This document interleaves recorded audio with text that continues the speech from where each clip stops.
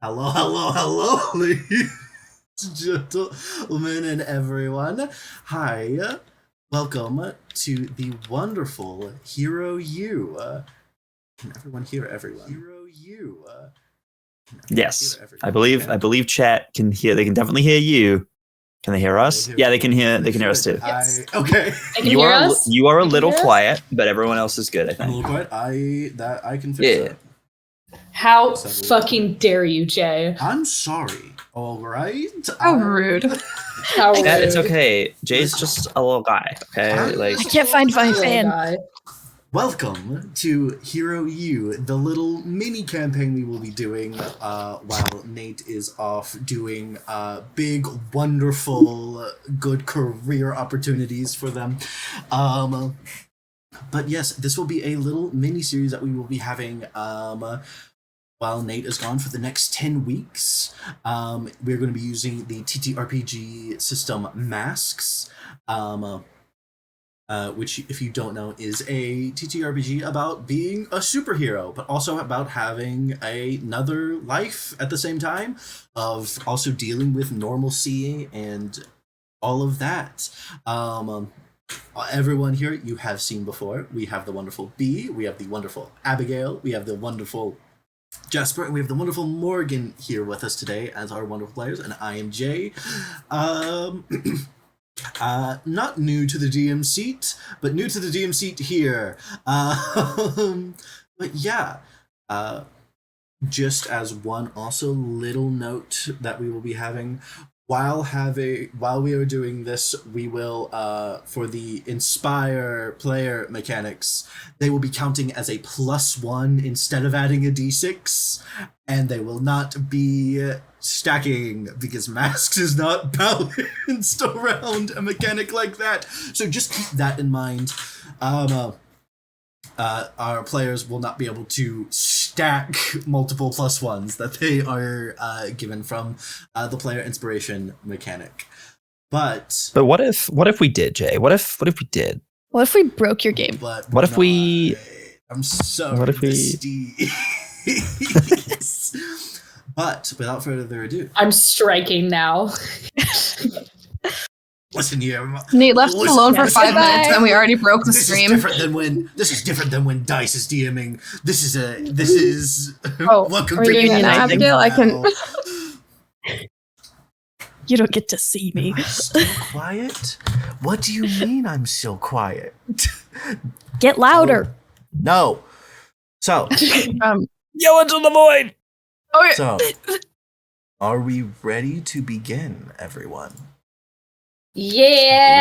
So So excited. We come into focus on a rather large island, covered in what it seems to be a metropolitan city, massive and sprawling throughout everything.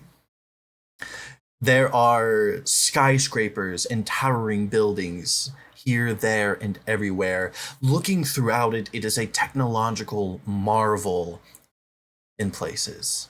You have hyper-speed bullet trains going to and fro from the 6 different districts of the island nation of Pangea.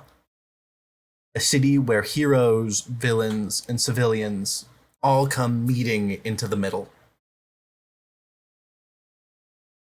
We watch as the camera begins to zoom in onto a certain district. As we zoom into,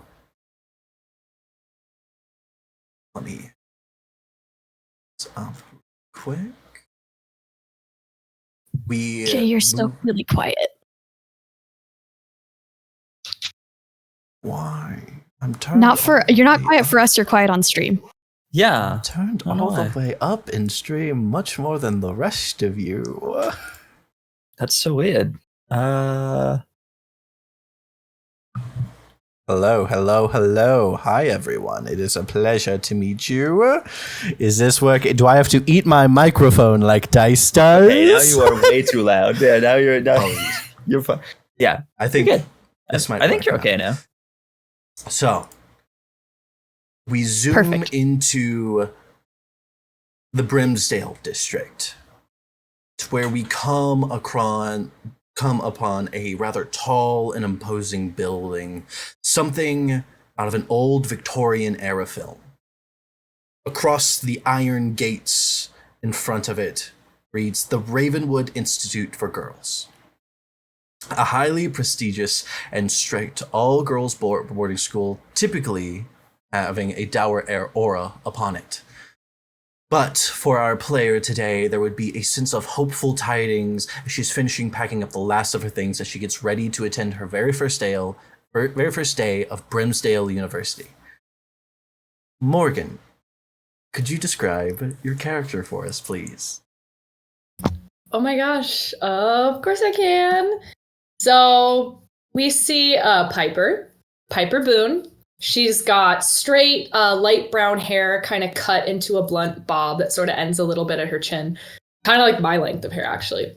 She's got hazel eyes with flecks of green and blue in them. She has freckles like all dotted across her cheeks and her nose. She is of, average height. She's about 5'5". She's got like a very like toned and kind of fit body, like a dancer's body, and she has a very kind of like country girl aesthetic. She's wearing this black long sleeve floral dress with white and light red flowers with a ruffled skirt that kind of ends right above her knee. She's wearing light brown cowboy boots that have also white flowers and white stitching on them. And she's wearing a wide white brimmed felt hat with like a black band on it and like little floral earrings as she's sort of finishing up packing up where she has been at the school for the past 4 years. Yeah, and in the room with you are 3 other individuals as well, helping you pack up just the last of your things. A majority of it has already been moved, such as like the really big furniture. Honestly, you could do this by yourself, but these other 3 were quite insistent upon coming to help you finish packing today. Helping you today is going to be Cyrus Zahara, a tall, handsome Persian man with beautiful features, an absolutely beautiful man.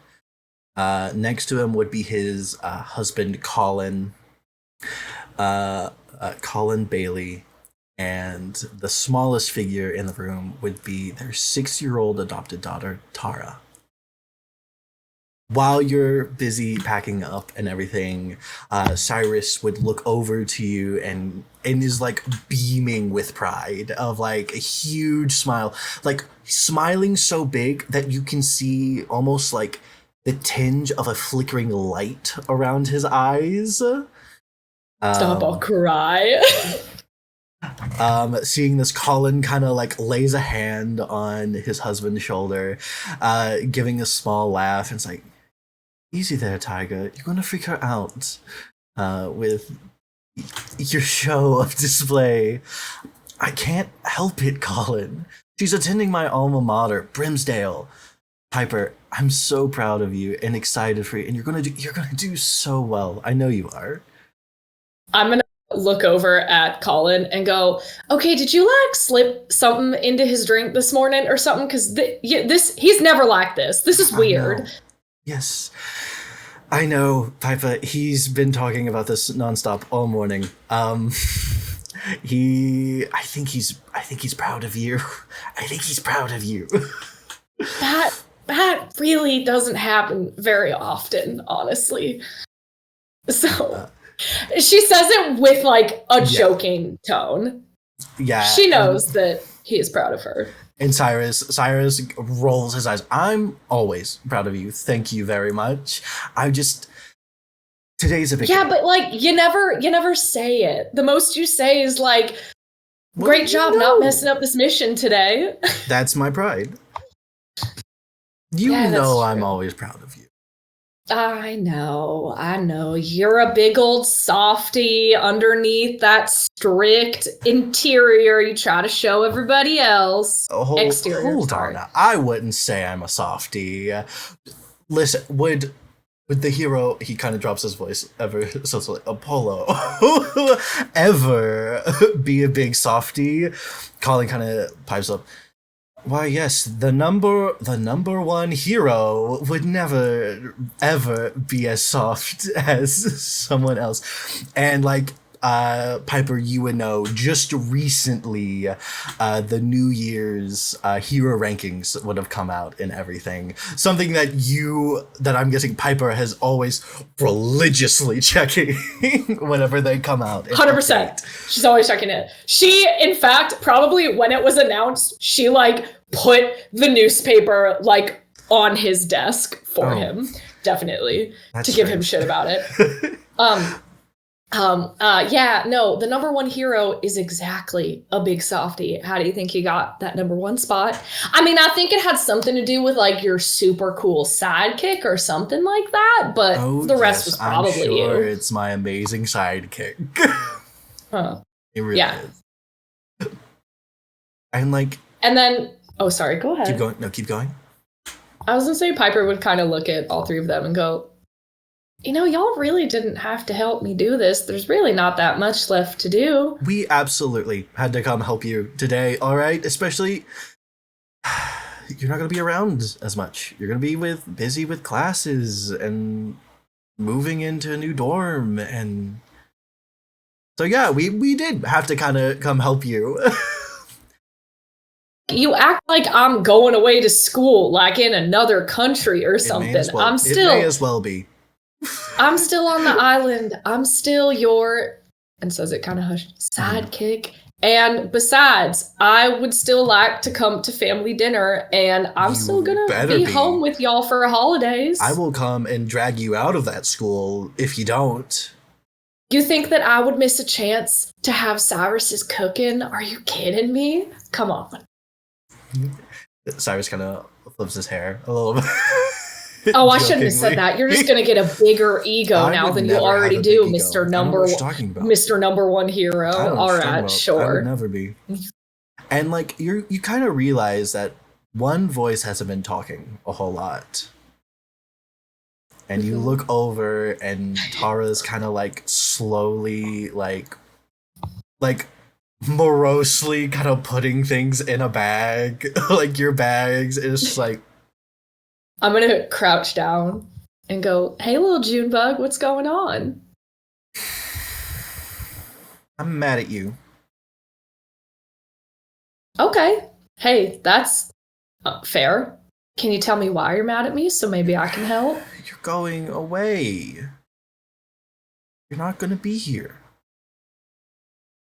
Well, just because I'm not at this school anymore doesn't mean that I'm gonna miss any opportunity to hang out with my favorite person in the whole entire world. I'll give you a hint, it's not one of your daddies. She kind of like, you see the beginnings to smile, but she quickly like tries to frown to cover it.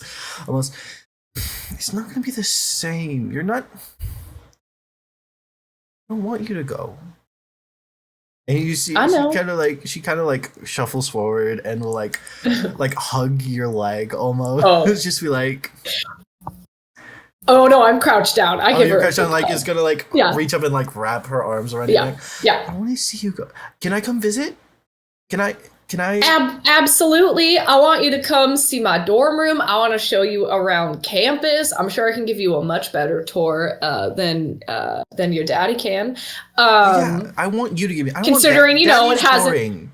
And you see like Cyrus kind of go, like clutch at his chest, just like, oh my god. Piper goes, yeah, well, my tour would be a lot better since I actually go there. It hasn't been a million years.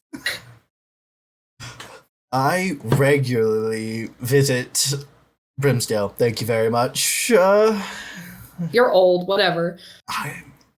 You see, again, just kind of like, oh, I'm not old. Thank you. I'm a good, healthy age. Sure. All right. And I'll look back at Tara and go, hey, I am always here. You will still see me. I still help your daddy out. I'm still going to come to family dinners. You will still see me at holidays. And if you ever need anything, you know how to reach me. Always. Even if it's just because you miss me and you want a hug, I will come racing over in a heartbeat. I promise. And I'll hold out my pinky. As you hold out your pinky, could you roll for me? Yeah? Could you give me a comfort or support roll? Yeah. So roll. So for everyone that does not know how let's roll, everyone. Masks works off of a 2d6 system to where you have a number of different stats. If you look on Instagram and everything, I think everyone has their kind of stats posted. This will be a plus mundane roll. Mundane kind of represents the normalcy side, the non-superhero side of your lives. Yeah. So I'm going to roll my mundane. Yes. Yeah. That is a 9. 9? Mm-hmm. So you manage... that's a hit. 7 to 9 is always going to be a hit. 10 plus is always a crit. And so for comfort support, you get to clear away... I'm dumb. That's an 8. That's an 8, but it's still fine. Still works. So you manage to clear away the condition of sadness that that Tara is currently having. And you all manage to finish up packing the rest of your stuff without any delay as you... and you're already in the Brimsdale district. This district is named after Brimsdale University and is kind of the education district of the city. Going through it, you pass a number of coffee shops and libraries and other kind of just like little study hall kind of places. Sorry, Morgan is a slut for a good library and a good coffee shop. Okay, I'm excited. And you can feel the little Omni tool on your wrist that I'm guessing you always have, kind of just almost vibrating with the just amount of information you think you could access here. Yeah, it's definitely like disguised to look like a smartwatch. Yes. But I think what most people don't know is like it flips out and like folds out to extend a little bit more. But it just looks like she's got a smartwatch on her wrist. Yeah, absolutely. Yeah. So you managed to make it to Brimsdale, which we'll get to in just a second. As you enter the grand halls of Brimsdale University, the camera kind of zooms out, viewing the city again, and it kind of swerves and shifts into the Sunset District, the residential district. We find ourselves in a smallish apartment, the sun reflecting off of the protective force fields that surround the Sunset District to kind of protect it from collateral damage of battles. There's an unspoken agreement in the Sunset District that heroes and villains will try to keep their battles away from there. Unspoken in the sense that if a hero were to enact an evil plan there, they would quite certainly have every hero in the area called upon them and be taken down ruthlessly. A multitude of colorful lights are kind of shimmering in the air through the protective force field, from the sun hitting the protective force fields, causing for a rather beautiful sunny day with a little bit of cloud cover. In this apartment, we see a beautiful woman as she darts around in a bit of a panic, trying to get everything, all of her notes and briefcase, set up in a quite professional looking outfit. Okay. So I have my notes for the lecture, lunch for Astra and I. Why do I feel like I'm forgetting something? and you would hear a laugh coming from the kitchen as a man finishes putting together the last little bit of snacks and lunch for the day. Could it possibly be your sister that you need to leave with? The woman's eyes kind of widen a little bit, and she kind of yells into the apartment, Astra, we need to be leaving soon. We're gonna be late. So please, come on. And Abigail, could you please describe your character for us? Yeah, so Astra is she's a girly with like medium length brown hair that's straight, and she's got bangs, and she typically wears a little headband. At this moment, and most of the time, she's wearing a t-shirt from a past community theater production that she was in. And so this one's very faded. It's from the one time she had a featured role. And so she wears it a lot because her name on the cast list is up a little higher on the back. And then she's got like, she picks up her like ratty old tote bag that's like really plain, but it says, I have rehearsal on it. She paid too much for it on Etsy. And this is a self-insert. And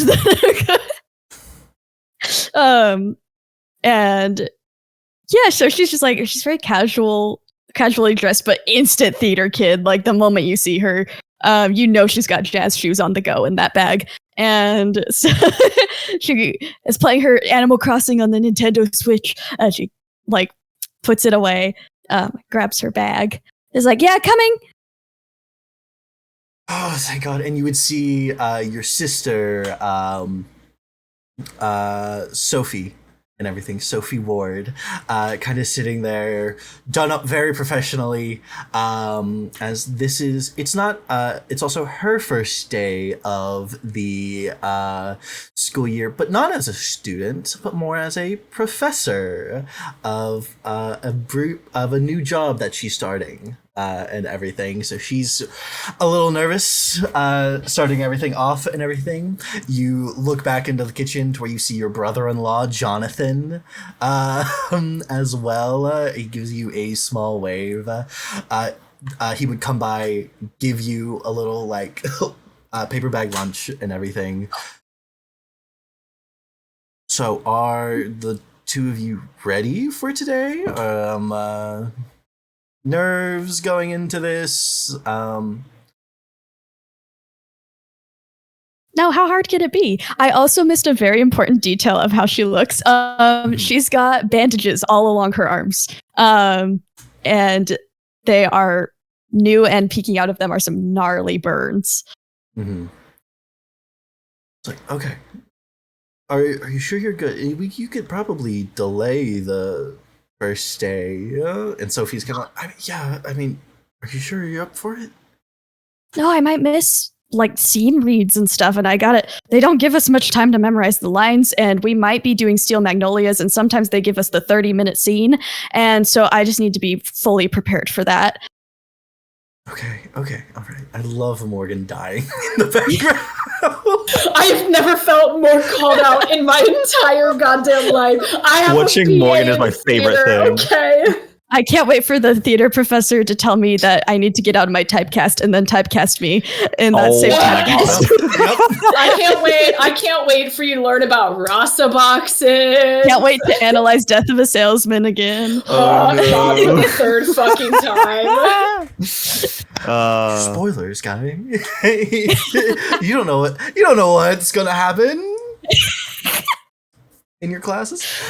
Astra, as like you're kind of reassuring your sibling and brother-in-law, you kind of notice the news on in the background of a news report of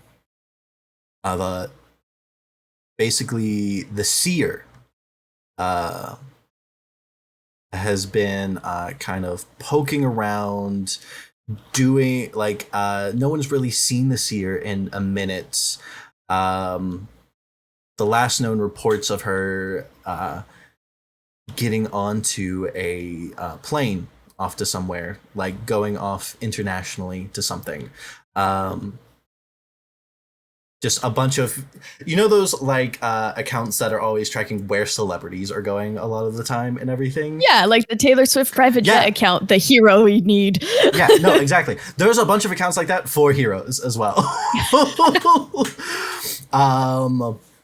It is basically that Seer has left the United States, has kind of left California to go off somewhere.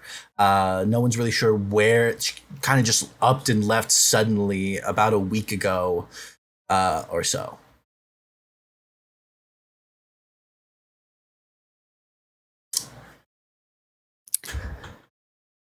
Yep, I'm good to go. We can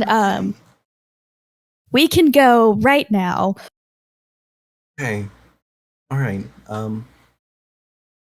If you're sure. I'm so sure.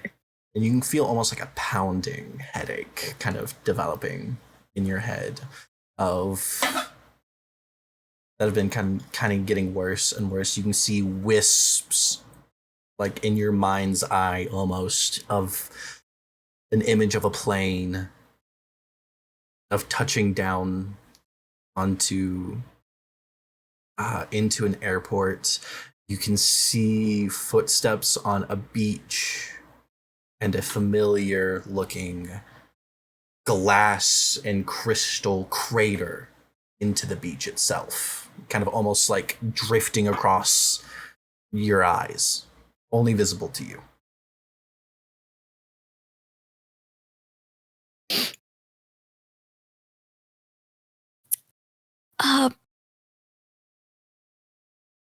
Great.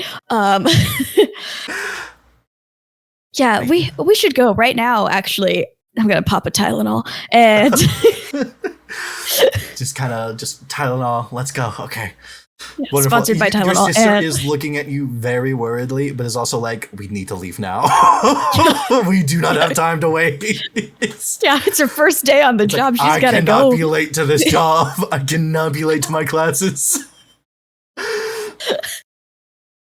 As you aboard up onto one of the hyper trains, going across the city, seeing the towering buildings, you can see people in the air flying to and fro as well, and it looks like there's like floating, like almost traffic lights in the air as well for like the air traffic that kind of comes into play a lot of the time.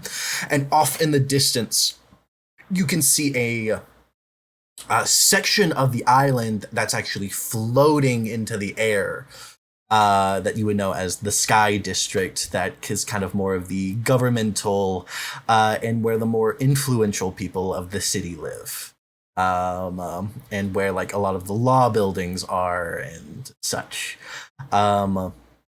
Yes, you make it to Brimsdale University without any kind of incident. No monsters or supervillains holding up the train. A good day. As we're looking at Astra going into the train and speeding off, we follow it for a minute before it gives us to an offshoot still in the Sunset District. We shift over to a rather nice looking house on the edge of a suburb, near a park and everything. You can hear dogs barking, the sun is shining, as we find ourselves at the Anderson abode. And more specifically, we find ourselves in the room of one Naomi Anderson. B, could you describe your character, please?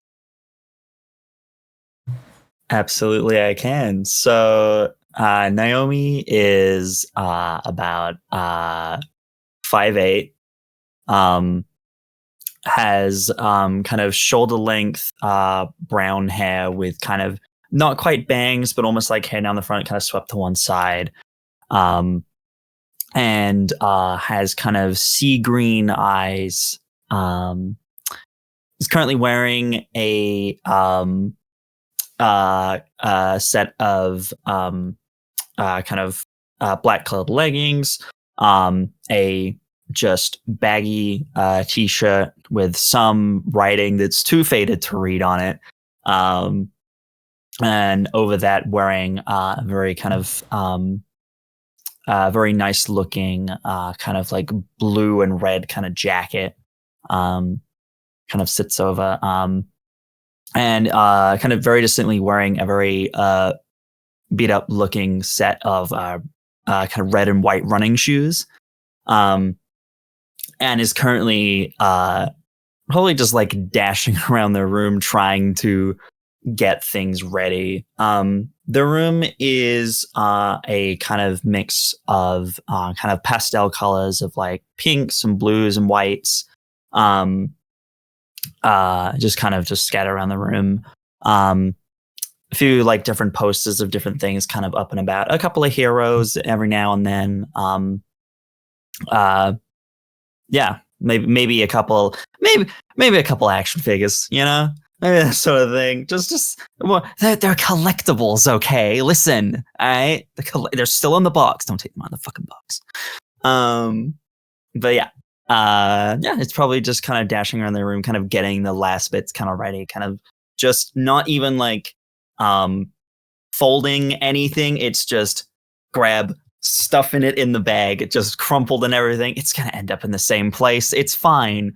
But yeah, that's probably what Naomi is currently doing in this moment. Yeah, absolutely. As you're packing, you would hear almost like a knock on your door. Naomi, could I come in? Of course. It's a mess, but I'm almost ready. Fine, sweetheart. And coming in would be your mom. Very much a little bit shorter than you are, sharing kind of the same hair color. You see that she has like a bit of like a nervous smile on her face, almost like, are you ready? Are you ready for the big day? Yeah, of course. Yeah, I've got pretty much everything I need. No, wait. It just immediately just like goes down, goes like under a bed, tries to like find something. It's like, there it is. We'll just put it in a bag, just zip it closed and just throw it over her shoulder and be like, yes, I'm ready. I got everything. Pretty sure. If I forget something, I can come back. I mean, you wouldn't have to come back if you would just, you could commute every day. No, sorry. This is about you. Yeah. Hey, I'll come back and see you. I just, it's that thing of like moving out and the college experience. And like, I know I can get back and forth really quickly. So like, I can come see you whenever.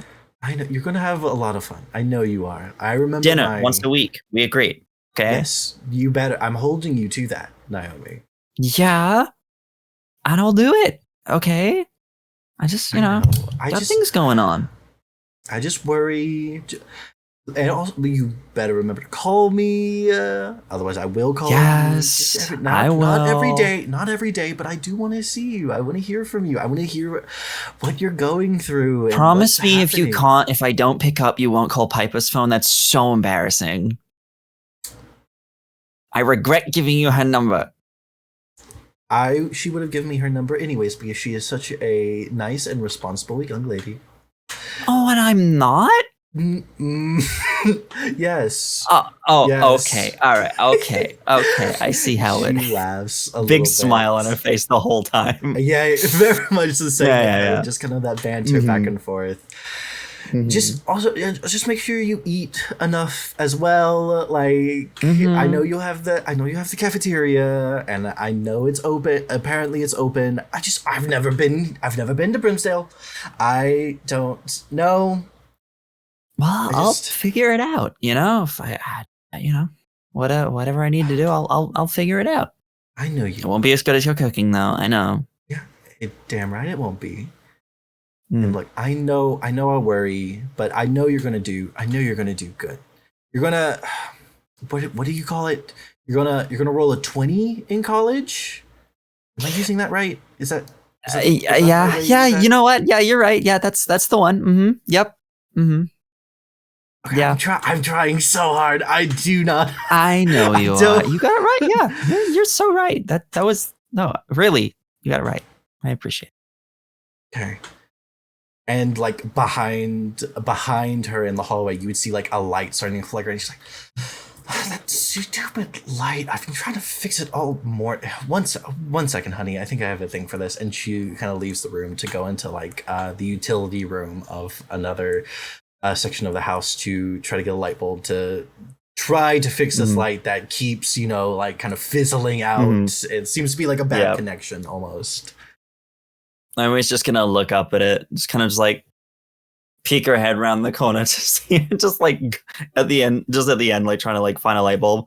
Just gonna just reach up and just like press a finger against it, and I'm just gonna give it a little zap. Yeah, roll me. Give me an unleash your powers roll. Oh boy, so that's plus freak, yeah?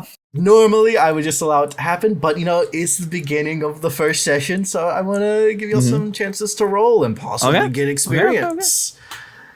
Okay. So we're talking. Okay, so 2d6 plus 3. Or no, not plus 3, plus 2 for me. That is a 10. A 10. You tell me exactly what happens with this. Yeah. Okay. So you see, his mom kind of go to the end of the hall, like looking for like light bulbs, like going through a bunch of broken ones. There's a couple of ones that look like they just burst. Well, that could be about. But Naomi just like reaches up and expertly just like places a finger against the glass, and there was a little kind of spark off the end of their finger as some energy kind of goes up through their hand, up through their finger into the light bulb, and the bulb itself seems to just almost like short for a moment, but then it goes back to its full brightness and seems to be working as new. Yeah, absolutely. And your mom would come back about a second or two later after you're done. Just leaning against the wall casually, just like... What's happening around here? This is... I'm not crazy. You saw it, right? I'm not insane. You're not? Go put it back. She has like a light bulb in her hand ready to change it.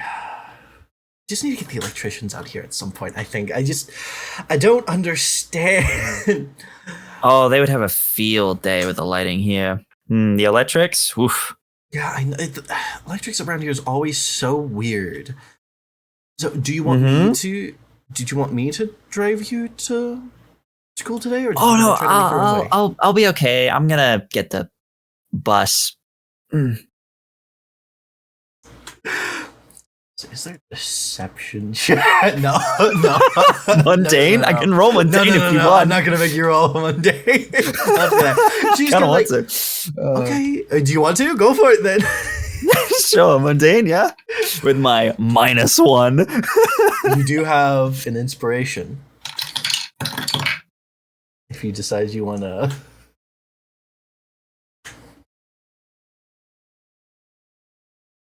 No, I didn't know. I think this is perfect.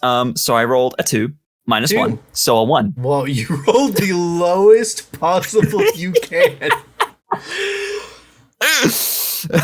Okay, so your mom gives you like a weird look for a second. It's like, is there something I should know about? Are you? No, I know what this is. Is it about that cute girl from the library the other day? Are you going up to meet with her first? first? It just immediately goes bright red. Just like, what? What's that got to do with literally anything? Nope. No. Okay. Yeah, definitely. 100%. It's not. Yeah. She seemed nice. Yeah, she seemed nice. Mm-hmm. Yeah, just, You're blushing? Yep. Shut up. Stop it. Go on, little. Go on. Go on. Just don't be late. Just don't be late to your classes. That's all I ask. All right. I'm doing my best. I'll see you here next week for dinner, okay? And tell Piper that if she wants to come, she's always welcome in my house. Of course, I will. I'm gonna get that before her, 100%. I'm gonna check my phone and just like see if I have a message from saying that she's left yet. would Piper have messaged? So I think around this time you might be getting a message of like. 100%. It's like you get. Piper doesn't know how to text quickly. She also does it from here, so it's like a full play-by-play of like they helped me packed up. Tara was really sad for me to leave, but I Pinky promised her that I'm always here, heading to the dorms. Really excited, also really nervous. This is gonna be okay, right? Right? Naomi, why aren't you answering, Naomi? And it's like so fast. No time to respond. Messages. You have like 20 texts. This whole time I've been out of my room, my phone has constantly been pinging. Yes. Naomi, like, if you're dead, don't say anything. Oh God, are you actually dead? I respond simply with a laughing crying emoji. That's it. Knowing that that'll piss her off. And then I will, followed by that, I will just send a message saying, "See you there," with the little like person running and then the little lightning bolt. Piper's back. You're the worst. Please respond faster. Cool. Yeah. All right. So for this, grab my things. Piper's technically closer to Brimsdale than you are, as her old school was in the Brimsdale district along with Brimsdale. So if you want to beat her, are you using your abilities? You try to Absolutely, I will. Absolutely, I will. So to beat 100%. Piper, I would like you to roll to unleash your powers, please. Okay, cool. As you kind of have to be like, okay. Dive into the electrical system of the entire city. Yep. Yeah, I'm just like, I'll just like grab like my, follow the trend of it. Just pull the plug out of my switch and like put the wire in my bag. And I'm like, plug socket I can use. And I rolled an 8. An 8. Okay, so that is going to be a hit, but with a complication involved. Oh, let me bring up. So, on a hit, you do it. On a 7, or this is a 7 to 9, mark a condition, or the GM will tell you how the effect is unstable or temporary. So, do you want to mark a condition, or do you want me to introduce a complication? You know what? I think it would be so fun. I'm going to say, sure, GM, you decide. What's the complication? So what's the worst that could happen? As you're going, you kind of feel like you're having to follow like the power supply of the city itself. It's not like a teleportation kind of thing. And you feel a lot of energy kind of like divert you off the way you need to be going. And you kind of like exit out into like an engine room, and you're looking around and you're like, this is a lot of high-tech gear. Oh, okay, not the school. Backing up. Okay, you recognize some of it as Dr. Quintet's work.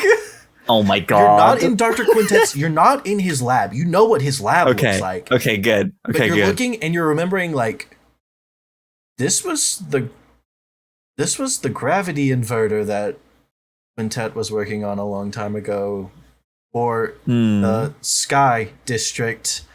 I'm in the engine room of the Sky District. I'm like, oh wow. Suddenly like immediate vertigo as I realize where I am. I'm like, it's like you realize you kind of you see like sensors starting to go off. I'm like, I'm out of here. Dive back into the electrical system, and at this point you're kind of like, okay, and you manage to make it there, still in record time, but despite the it was a left, not a right. It was a left, not a right. You're not sure what effect that might have later down the road.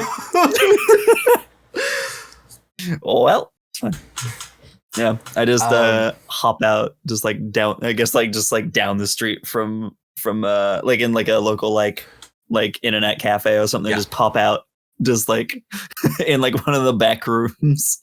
In the background, it's like you come out and the worker, the underpaid server, kind of gives you a look and is like, I don't get paid enough to care. Wi-Fi's not working again. Should probably check that out.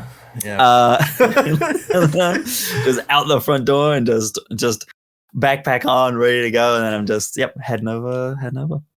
We can see the massive campus grounds in front of you of the University of Brimsdale, and we don't move away from Brimsdale. We kind of enter in through the building into a dorm room that's so far pretty empty. So far it's pretty bare bones. The way that these are set up is it is 4 rooms with a shared common room, and in one of the rooms we see a purple-haired individual kind of getting things out from their bags. Jasper, could you please introduce your character for us? Okay, so PSM is about 5'2", has purple eyes, like a darker complexion. They're indigenous, just like I am. They indigenous representation. Yes. They Yeah. have purple hair, like a dark purple, but in their hair they have like a lighter purple, like stripe to it, like accent sort of. They're like they have like a relatively like buff stance. They're not like strong. They don't like work out, but they're like they can handle themselves in a fight. Like they've got like a more alternative sort of fashion. So like lots of chain necklaces. They've got like fishnet top and like a band tee. Their jeans are like ripped and like covered in like paint sort of. And they've got like one of those like, emo studded belts. Happy Golf Day. Happy Golf Day! Happy World Golf Day! But yeah, PSM, you are currently unloading the little bit of belongings that you have into your room here and everything. Someone that's also here kind of helping you is a professor, actually. It's Dr. Yusen. A kind of medium height African American man with kind of also a pretty built complexion for someone in his older years and everything. Seems to be in about his 50s to 60s, with that kind, almost like grandfatherly smile to him as well. I would just like to say thank you again, PSM, for inviting me to come help you, actually. And you would know this as this is the rehabilitation course professor, Dr. Yusen, who you would know has a long history in the hero world, is kind of from the Silver Age of heroes. That is very much here to help with the rehabilitation courses. You would also know that he has a major in psychology and is a licensed therapist, and is very much is a very kind like sickeningly kind almost.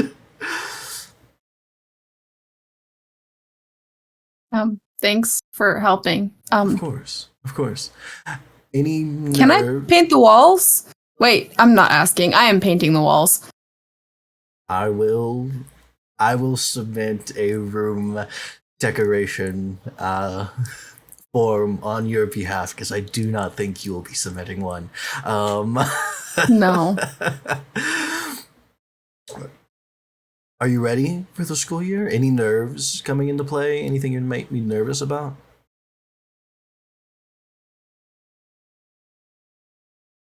And you would know you are one of the first.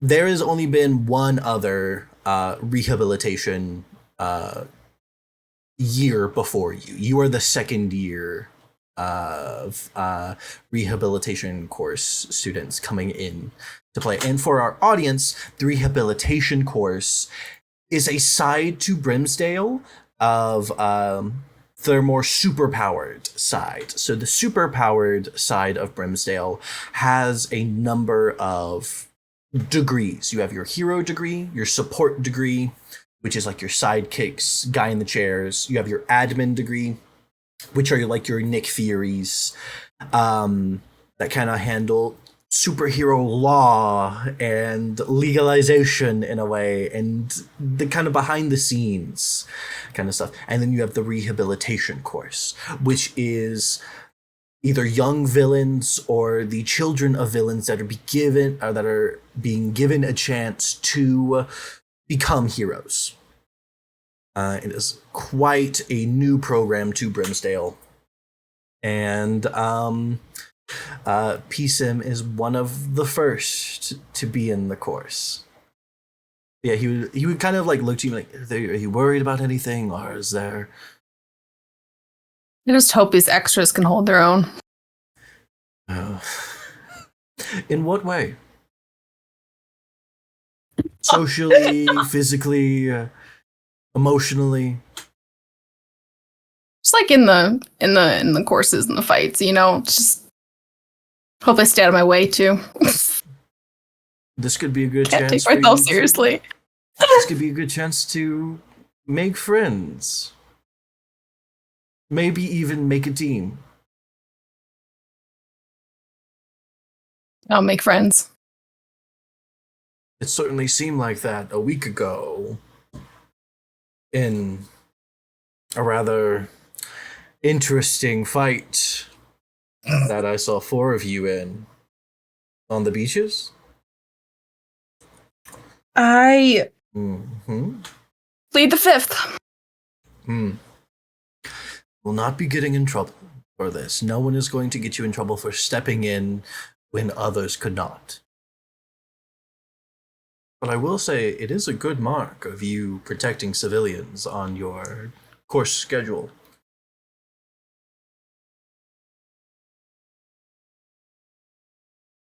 Can't have people dying on my watch, I guess. And you see, that kind of brings like a big smile to his face, regardless of like the I guess or anything of like the sarcasticness of the comment. He's like, very good. Well, this is the last box. Is there anything else you might need my help with? Nope. All right, I will leave you to it. Don't get into too much trouble now. And he would go to leave. That's a good one. He would go to leave. Does PSM go to get into any trouble? Are there any vandalism you might want to go off and do? Graffiti?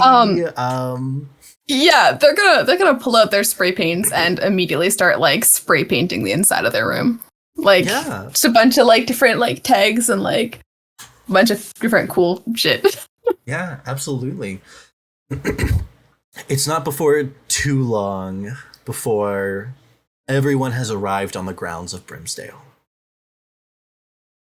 You are all surrounded by people. For those of you who might be looking for your friends or anything like that that might be attending, it's very difficult to try to locate anyone in this kind of crowd right now. You are all kind of also being ushered in towards more of like an auditorium kind of thing for a type of orientation for the day. Does anyone not go?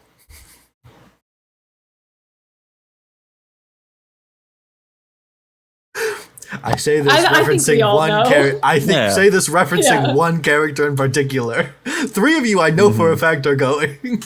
Yeah, you know what? Naomi isn't going, actually. I rolled a dice. Home. I was like, highs, I won't go. Lows, and I'll stay. I rolled a 6, so I'm not going. You're not going? So you start to not go. You would get a message from Professor Usen onto like one of the burner phones you've been given for like superhero for the superhero course, and it's like, it basically reads, you have to attend orientation, otherwise someone will come to get you.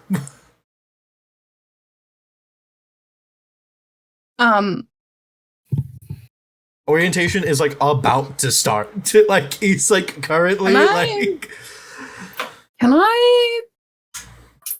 How well would I have like explored the campus before this? I would say. Did I go like right to the dorms, or did I get a tour? You would have been given a tour and everything. A lot of the rehabilitation course students are already here, and are very much are already on campus, and have been for in varying amounts of times over the summer and everything, because some of them don't have places to go or anything like that. Some of them, so they would have been given room and board over the summer months as well. P-Sim's hair will start to glow, and they're going to teleport to one of the bathrooms, not the closest one to the auditorium, but around the corner, that sort of vibe. Yeah, easy enough. You managed. This is a very simple use of your power, so there's no need to roll for it. You've been to this bathroom before. You can see it in your mind and be like, easy enough. Teleportation. What does it look like when you teleport? Is there any special effects to it, or is it just simply gone in there in an instant? Just gone in there in an instant. Their hair glows slightly when they use their powers, but that's perfect. So yeah, you all head into orientation. Yes, Piper? Can I do something before I head to orientation? Absolutely. I imagine that Cyrus and Colin and Tara help me bring my stuff to my dorm room, and then it's probably checking the time of I have to get to orientation soon, and I will give each of them a big hug, and just kind of reassure Tara I'm still gonna be. You're not getting rid of me that easily. Don't worry. And then I'll give a little bit, but she's a lot happier now. Yeah, I'll give Colin a hug, and I'll go, all right, you need to look after him because he's gonna be a wreck, and he's not gonna want to tell you. I know. Trust me, I do. I know my husband. I'll see you on Friday. Yeah, family dinner. Of course, and please, you'd see Cyrus kind of speaks up, and tell Naomi that she's always welcome at our house as well. Of course. I'll let her know. She knows, but I'll remind her. And then I'll kind of look at Cyrus, Apollo, and I think we both kind of share the same look, and I think to kind of be we gotta have a conversation, just the two of us. And I feel like Colin probably knows that Colin look. sees it and is like, come on, Tara, let's go see the gardens really quick. I know you love the flowers around there. And I would go off and take Tara out of the dorm. It's gonna be really hard here for me, isn't it? You see in Cyrus's eyes the immediate desire to deny. You see him desperately wanting to lie to you, and then it is. I'm not gonna lie to you. There is. It's not fair. Your abilities shouldn't decide whether you can be a hero or not. It should be your personality, your hope to do good in the world.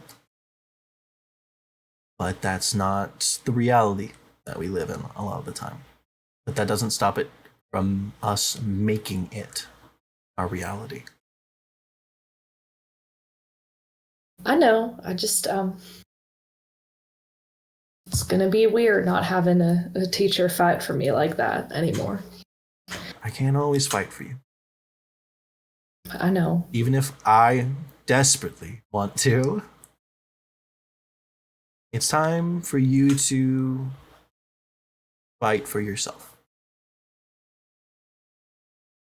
That's what's going to make you an even better hero than I am. And I know you can be. I know you can surpass me. Cry and just give him a big hug. He also wraps you into like a tight hug. I know I don't say it often, but I am proud of you. Okay? Thank you. You're going to do good here. You have Naomi, and you're going to make other friends. I really she would like kind of shoot him a look and go, you know that I didn't make any friends at my last school, right? Well, this will be a good chance I know for you you to know start that. over and try again. Yeah, that's your assignment, sidekick, is to make at least one new friend in the next week before family dinner. I will try. I make no promises. I will try. In a very familiar motion to Tara, he holds out a pinky. You are an adult man. You're a father. You're a teacher. Are you seriously doing this to me right now? Are you seriously using the teacher excuse against me right now?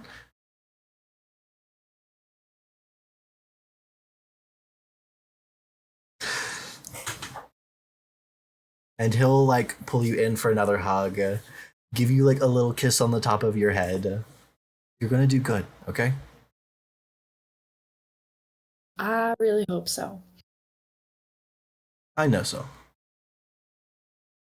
And he says it in that very matter-of-fact tone that is infuriating that he does so often. Yeah. Pepper looks down. Oh shit, I'm gonna be late. I have to go.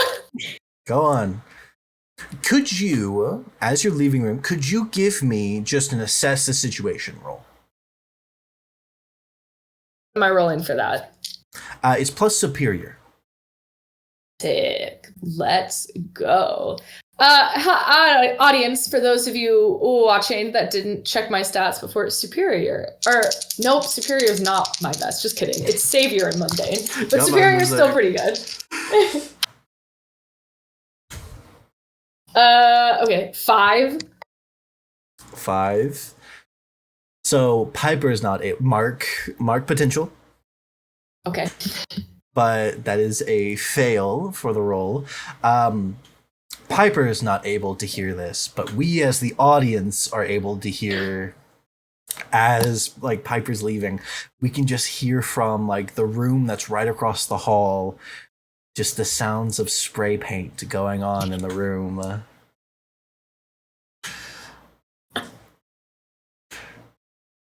We kind of look at the door and see on the nameplate, "Peace'em." Enemies to lovers. Enemies to lovers. Enemies to lovers. Enemies to lovers. And they were roommates. Something else that happens before orientation.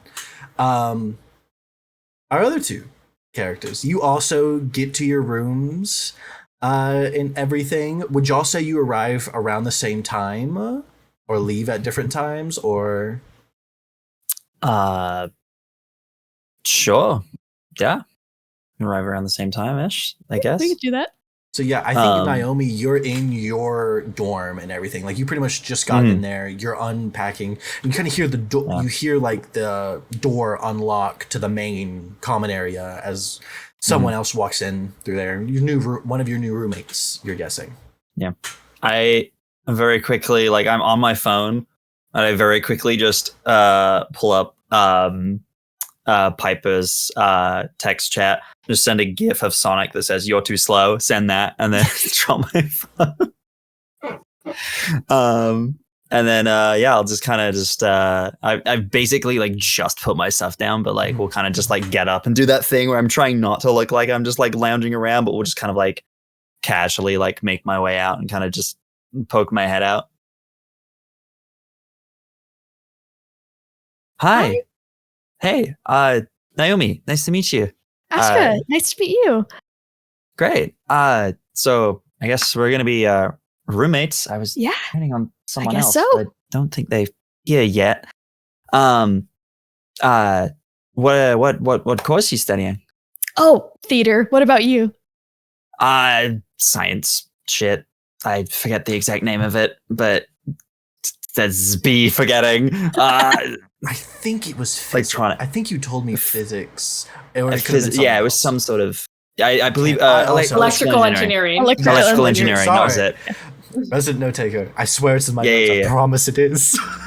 Me too. I promise. I was like, electrical engineering. It's kind of just a passion of mine. Always kind of just been naturally good with electronics, you know. And I think at that point, you know, when you're holding a tote bag and the tote bag falls, like, and it like slides across your arm. Yeah. So imagine that. But I think what happens is like the tote bag kind of falls down. And Astra's one of the bandages, like kind of starts peeling off a little from that. And underneath is just this gnarly, like, it's an electrical scar. But there's like there's something beyond it. Like there's just present lightning marks within it. Yeah. She's like, oh, sorry. I'm so sorry about that. Let me just. Whoa. That's pretty gnarly electrical burn. What happened? Oh, you know that thing that happened on the beach? I was just there, just day on the beach, and that was crazy. There was like, did you see it on the news? There was like a kaiju that came out of the water. Yeah, I saw it on the news. I wasn't there. I was just Good. Yeah. Are you okay? Oh yeah, it's fine. There we go. That should stay on now. Sorry, it's not pleasant to look at. I'm so sorry about that. No, don't worry. Don't apologize. I should be. You know what? I actually forgot something. I gotta go find my friend. Probably one of our other roommates supposed to be here. She's slow. I'll be back though. I gotta. And then immediately like walks backwards, knocks into the door, like just like nice to meet you. Nice to meet you too. I'll be back. Okay, bye. Kids will do that to you. I'm running down the hall, like texting Piper. Red alert! Need to find you now. As you're running, I think we kind of have almost a flashback sequence to about a week ago, to where it is a battle already ensuing. A massive kaiju-like sea monster is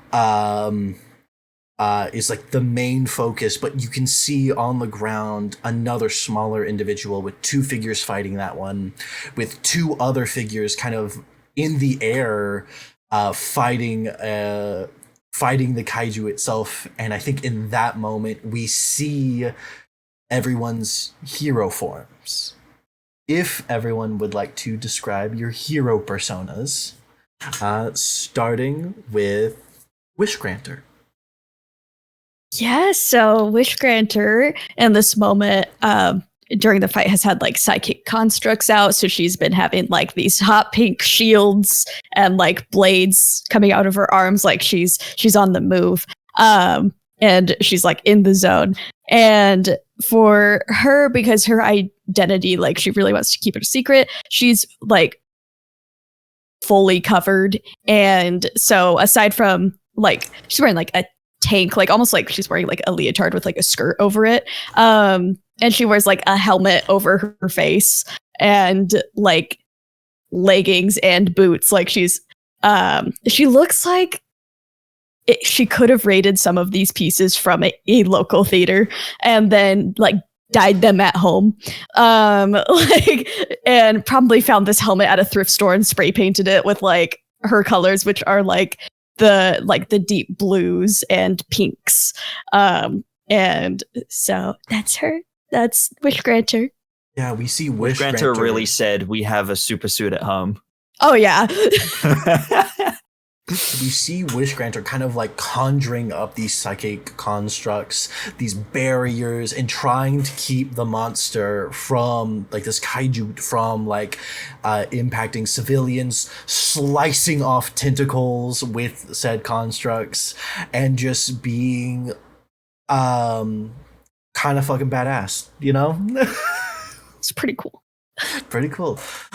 Neon, could you describe your character, your hero persona for us?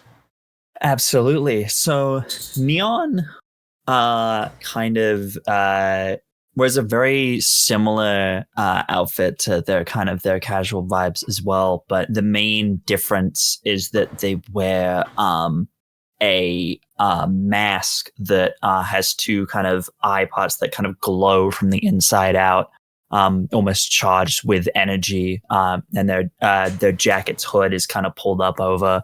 Yeah, very very Spider-Gwen vibes for sure. And yeah, that's kind of very similar. So like it's the blue and red jacket, the red running shoes. Yeah, it's kind of their hair outfits. Very very similar. Yeah, and what is your superpower, your ability? So it is electrical manipulation. So I can kind of like charge electricity kind of within me and use that to either transfer energy around or use it in kind of like electrical like blasts and stuff like that, which is probably what I would be doing in this moment. Kind of almost using it to kind of rocket myself up in the air and then kind of like blasting at this kaiju, trying to kind of fly all around it so it's hard for it to hit me. Yeah, you are definitely keeping moving lightning fast. Keeping its attention up in the air, and you are channeling these powerful electrical blasts into it. If you miss, it will sometimes, if you miss the creature, which is very hard to do, it'll like impact into the sand and almost kind of crystallize the sand into glass itself, almost like lightning striking into the sand. Lightbright, could you describe your hero persona for us, please? Yeah, so Lightbright is one of the ones down on the ground, and she is wearing these like black Tequila style cargo pants, where like one leg is purple and one leg is black. She's got this like purple, white, and black tank top, and she's got one black armband on the right and a purple one on the left. She's got these shiny black combat boots that have these like purple embellishments on the soles, laces, and like upper parts of the shoe. And you watch as she clicks them together and they light up like this neon purple. And then she's got those like cyberpunk style glasses. And they're like scanning everything. It's very Jarvis from Iron Man a little bit, except it doesn't like talk to her, but it's that thing of like scanning and telling her all the statistics and everything that's going on. And they tend to ombre from like pink to purple to blue, like all across. She's got these two purple eskrima sticks in her hands that she will then snap into a staff. And as she snaps them together, they also light up and glow purple. She's got black hair that has been dyed purple at the ends that's tied up into these space buns.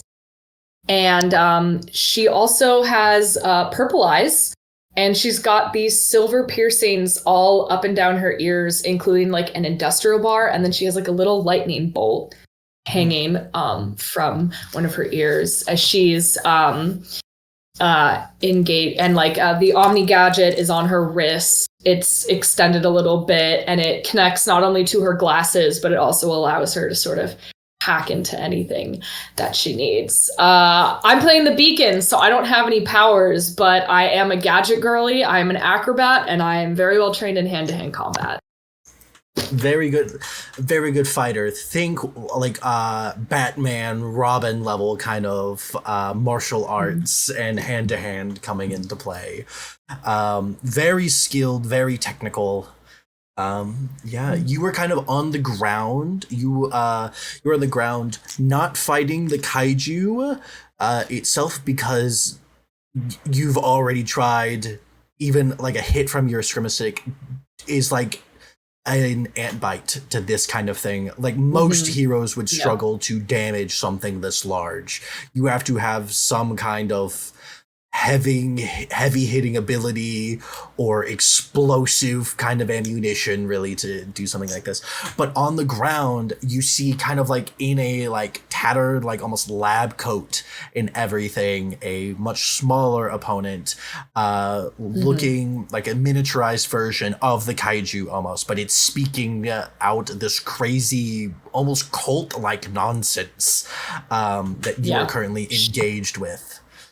Yeah, she clicks her shoes together and they light up, and if anybody's watching, you would see her jump, and it seems like she jumps higher than she should be able to. And you probably assume that there's some sort of gravity altering effect with her boots, as she sort of jumps up and does a flip and brings her foot right down on top of this creature's head. Yeah. And then, last but certainly not least, Violet Vex. Could you describe your hero persona for us, please? Violet Vex is in all black. They've kind of got like a halter style like bodysuit going on, but you know, like not like a full bodysuit, but like how do I describe this? They're hot. And then they've got like gloves that also come up to like here. And they have like thigh high boots. They also have like these straps on their thighs, and one of them has a knife on one side, and the other has like a utility pouch that has a bunch of like things that she might need, like her cell phone. And she has on them, like around the bands and like accents on her outfit are purple, and they kind of glow. They're like the same color streak as like her hair streak. And her hair is pulled back into a ponytail. And she has a mask. One of those like techie masks that like glow in like certain parts. But yeah. Yeah, absolutely. And what are your abilities? Teleportation and illusions. Yeah. You're very much also on the ground, kind of like illusions and teleportation to like misdirect this person on the ground, because your abilities are more suited for more humanoid opponents as well.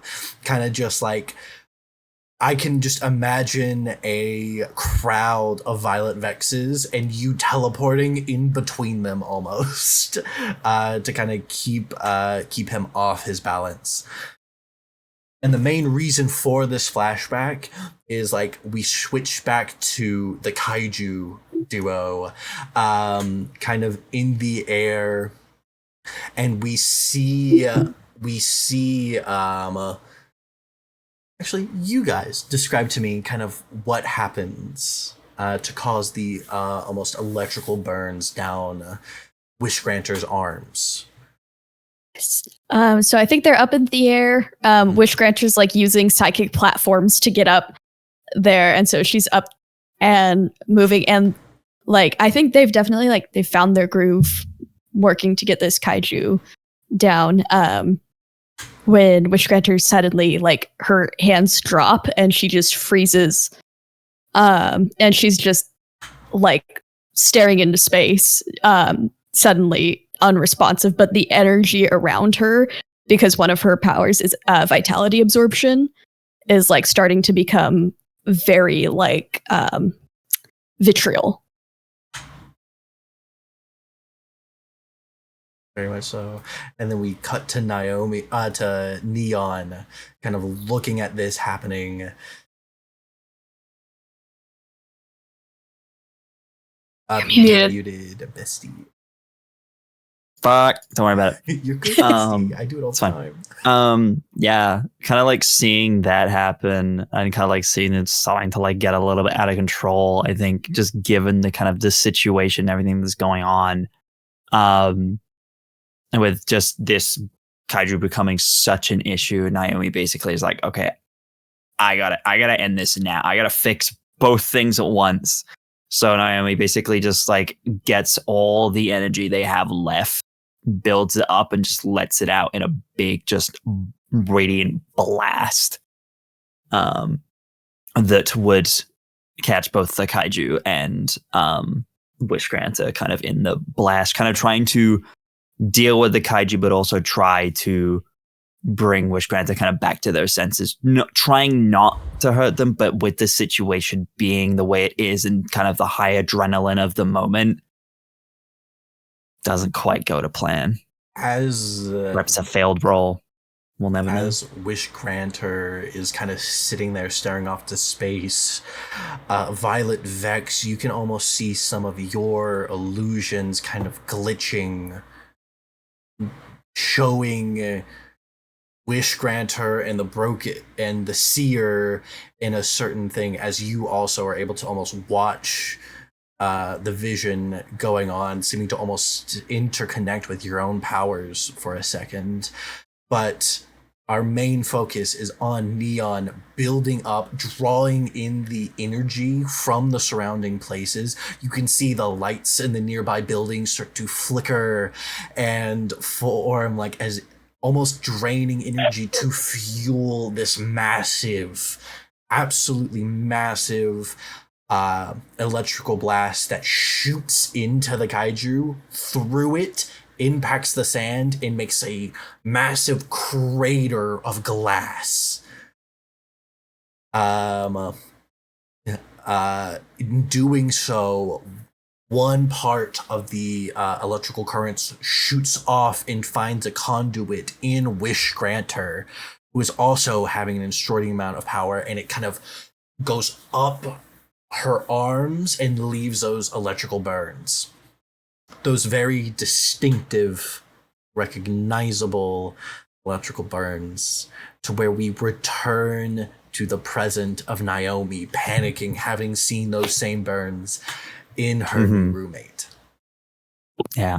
There's absolutely no doubt in my mind, right? Like, that is Wishgranter. Yes.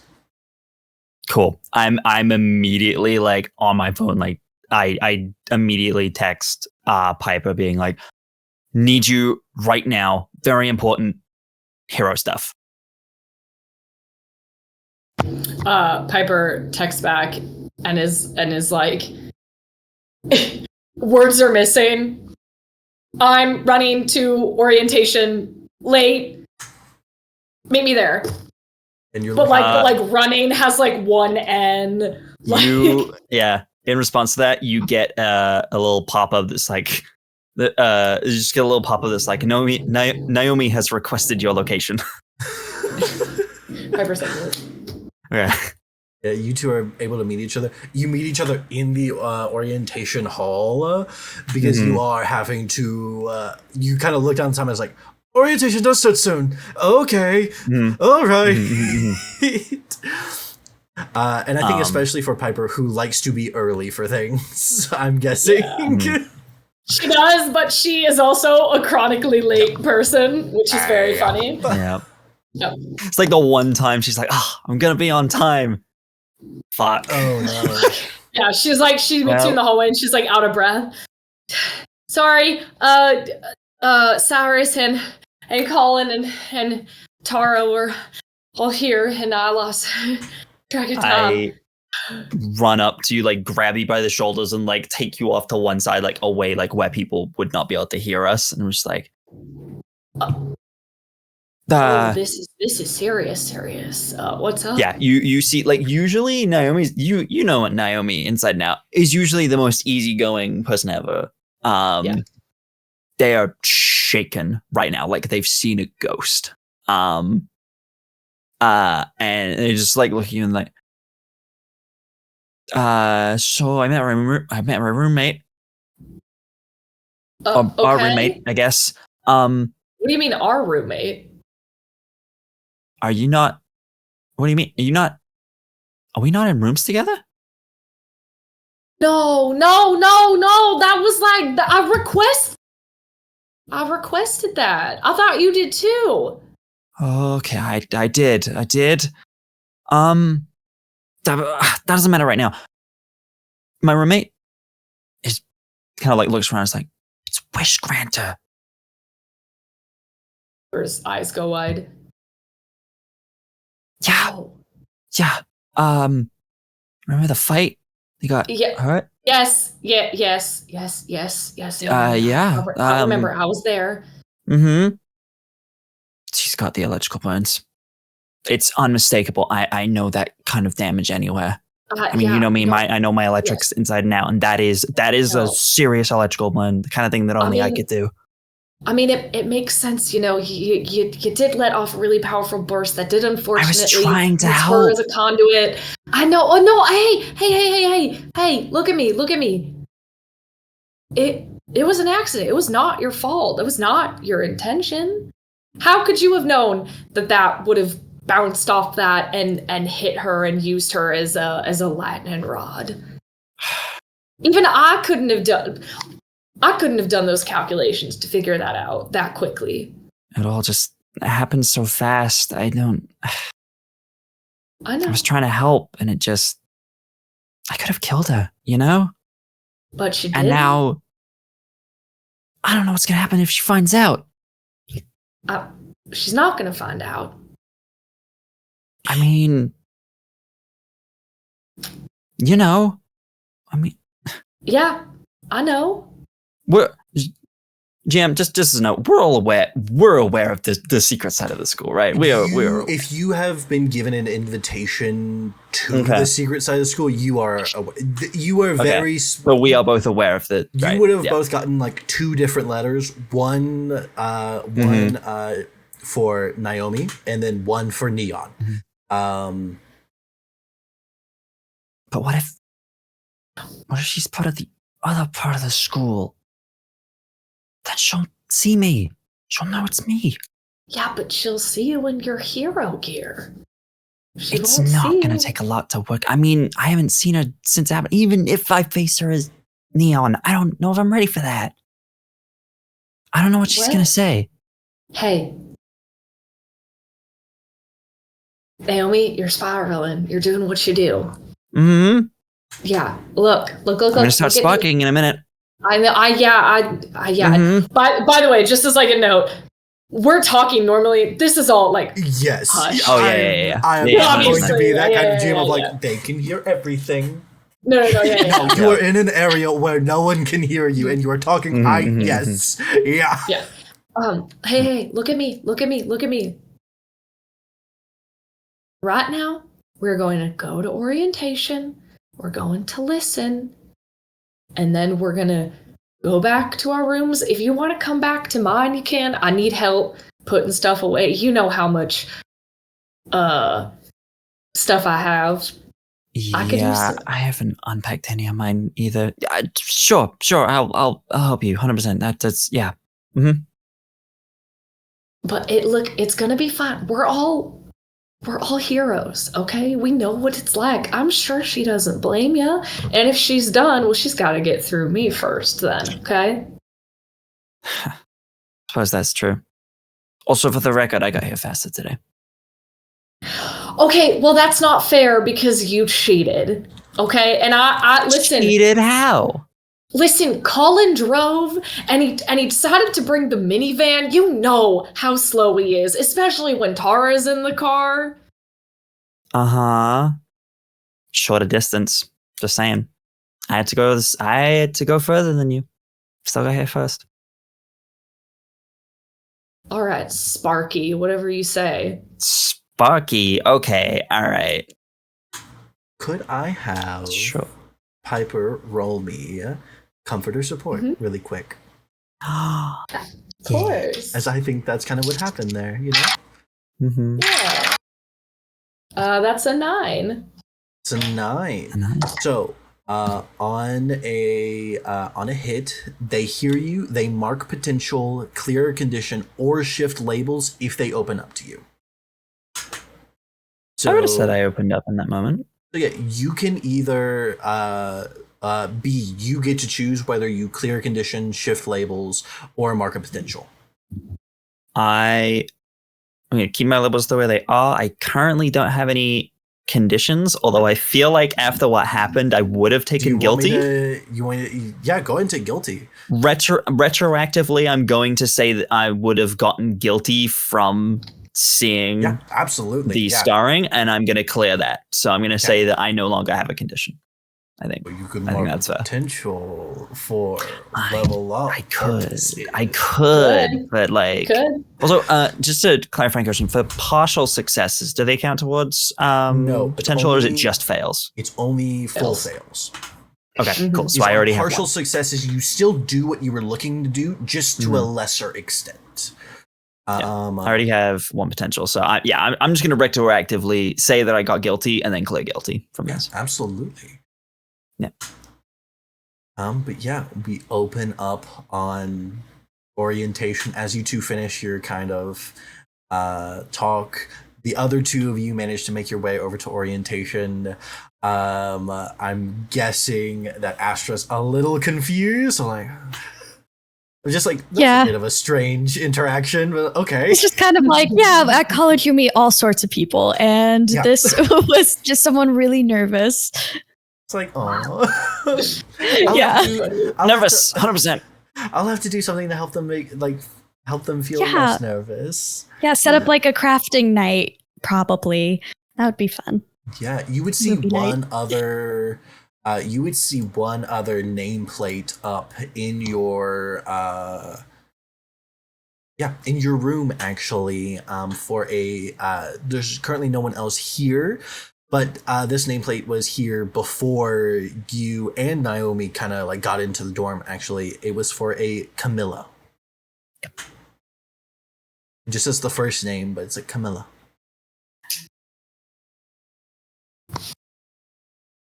But yeah, you all managed to make your way over to orientation for the day.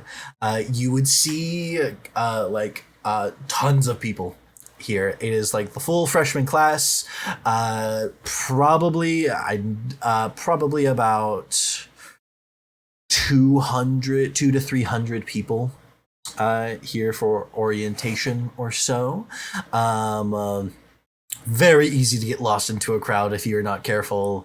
Very easy to not realize what's happening. And you kind of realize in your head, a certain percentage of these people probably are just like you.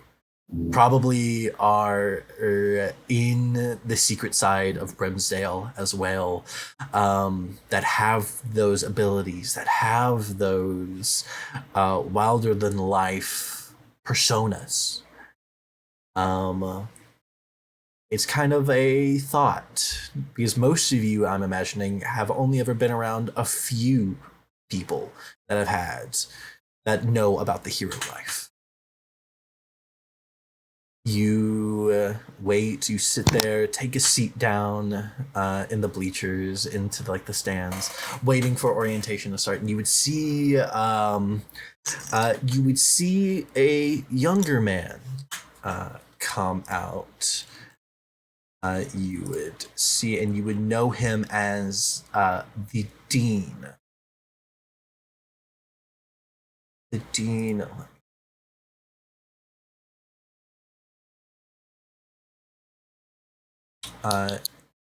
Garcia Brimsdale,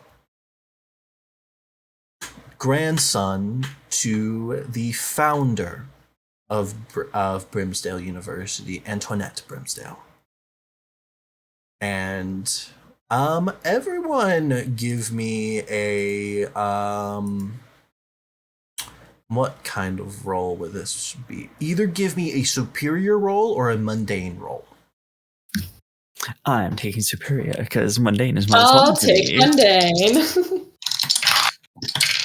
I'm taking superior because fuck y'all. Fuck you, motherfucker. 11. 11. Or Eight. mark potential. 7. 7. Okay, so the three of you would know a little bit about Antoinette Brimsdale. She was one of the first heroes that went by the name Champion. Just hero names back then were a lot simpler. The power level of abilities back then were a lot less. Abilities have evolved over time. So back then, this was just quite simple, enhanced strength and enhanced reflexes. But Antoinette Brimsdale became a philanthropist throughout her life. And pretty much helped to fund the creation of Pangea itself, and started Brimsdale University not long after that, with the goal in mind to train the next generation of heroes. And you know that standing before you right now is her grandson, Garcia. When you say grandson, how old is he? He is probably late 20s, early 30s. Oh, it's a Jasper, little no. too old, never mind. Jasper, no. No. For me, no. for peace them, no.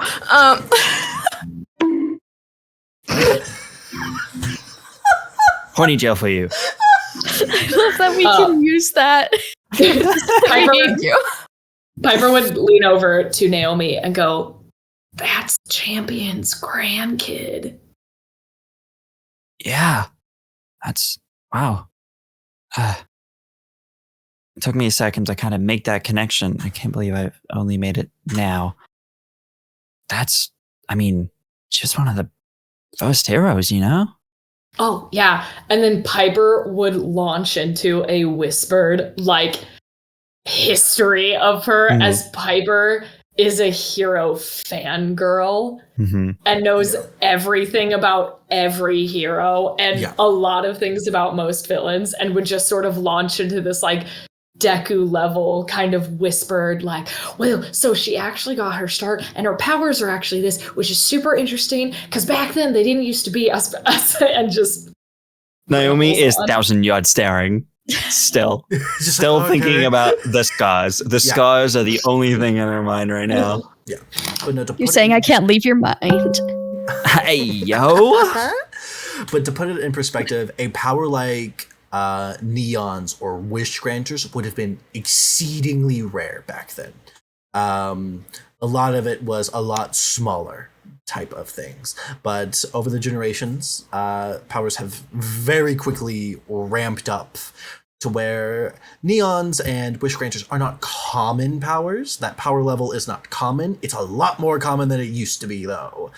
It is not unheard of to be like, I have all of the power of a nuclear blast in the palm of my hand.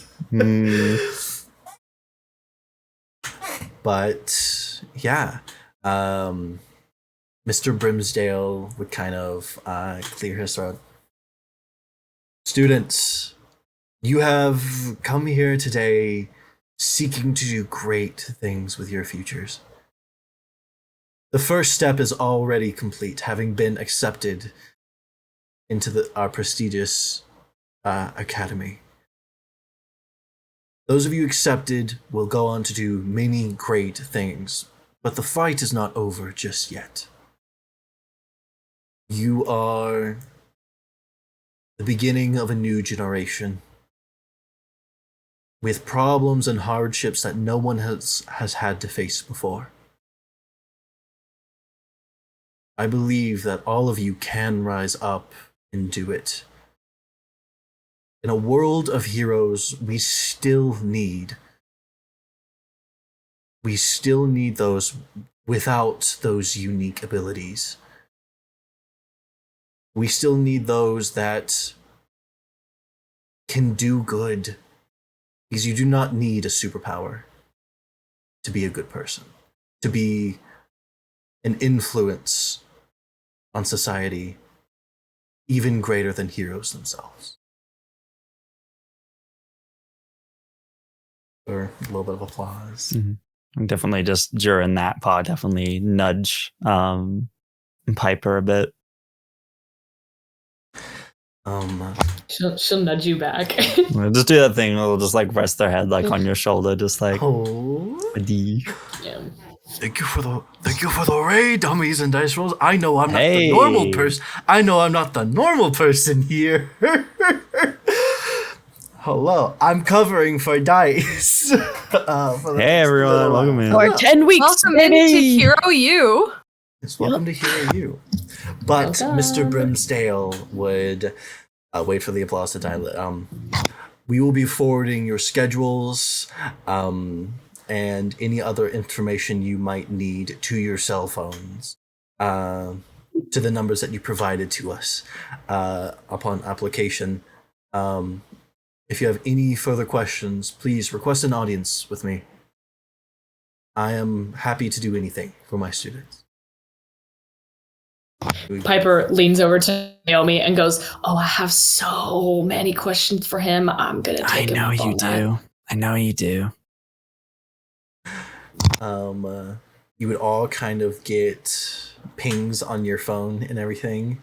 But the four of you would also get a different message other than the ones detailing your normal schedules. You would just get a text message from a number that shows up in your phone as question mark, question mark, question mark. Somehow. You are not, even like Naomi and Spoiler? Piper, Spoiler? you have no idea how. You're like, I didn't enter this into my phone. What is happening? Piper's like, that shouldn't be possible. That's not, even when I hack into things, I can't do things like that. Yeah, I don't have signal in here. How did I get a message? Yeah, you also like, you don't have signal. You're like, oh fuck, hang on.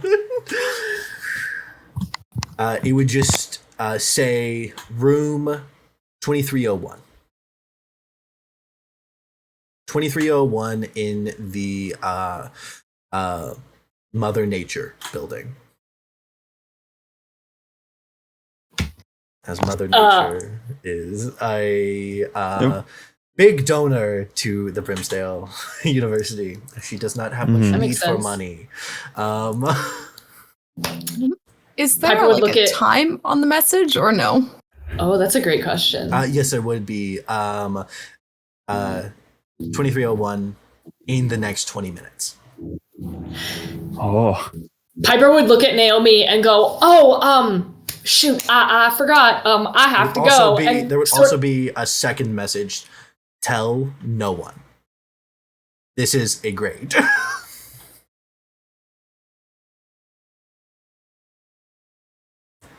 Piper's just like, "Oh shoot, I have to go. Bye."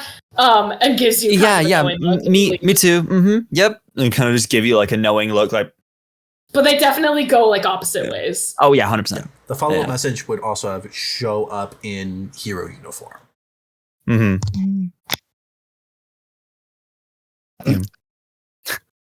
So go back Abigail, you have a point.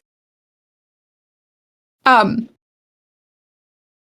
is just kind of just chill about it, like, oh, this is weird.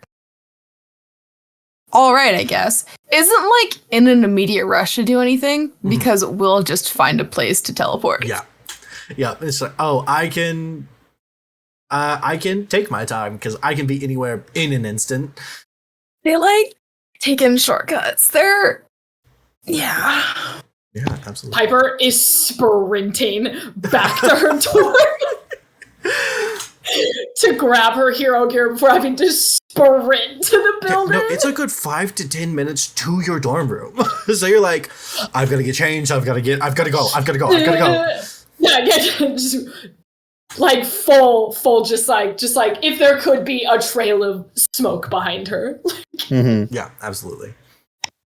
Walk around the corner, hair glows, teleports directly to their room. Just kind of chills for the next how long drawing. Gets her stuff on. Checks time. Teleport. So yeah, would you say that Violet Vex is exactly on time or a little bit late or... No, like exactly on time. Exactly on time, yeah. Just kind of appears in the room. Probably again teleports like around the corner and then walks, but yeah. Yeah. Yeah, you all make your way in front to these rooms. To this room. In your room itself, you would find a little hatch open up. In the ground that kind of like slides back. That would be kind of a secret way for those of you to go without teleportation powers, to not be seen running across the school grounds in hero gear or anything like that. I think when Naomi like goes back to the room, because I'm guessing Astra gets back to the room around the same sort of time. Probably, yeah. You guys probably see each other in the hallways, like, oh, it's just like she's just got her tote bag again. It's just like hey again. The orientation was something, huh? Right? Oh yeah, the dean seems nice. Yeah, it seemed great. I'm so tired. I'm gonna take a nap. Oh my gosh, yes. Go do that. Yeah, cool. Absolutely. But I'll okay, bye. See you around. Okay, yep. Just start booking it across the hallway. It's just because she doesn't suspect anything. She's just in a rush. Yeah. And it was just like, quick change. Does she know? Oh my god, she knows. Oh my god, she knows. It's like freaking out. For the rest of you that don't have like teleportation abilities or anything, I would like you all to give me a mundane roll. Unless you can justify another stat to me, I would like you to give me a mundane. I was gonna say I was gonna do because I wasn't sure if Astra was gonna stay in the room. I was gonna I'm gonna take a nap, and then I was gonna try and go through the electrics to get that. Okay, yeah, give me a roll with freak then. Yeah, freak, cool. I rolled an 11. 11. You get there as early or as late as you want to. I think Piper gets there. I think Lightbright, gets there like probably like right on time, like right as the clock hits like 20 minutes. She's there, and she's like, "Great, I made it." In that case, I think you're walking in through the door at the exact same time as Vex. Bump into each other? Yeah, sure. Oh, what are you doing here? Probably the same reason that you're here. I would assume. Just kind of like eyes you up and then goes in. Cool, great. Still hates me. That's cool. All right. What was Neon's roll? I rolled a 9. You rolled a 9? Yeah, so either mark and condition, or let me tell you what messes up.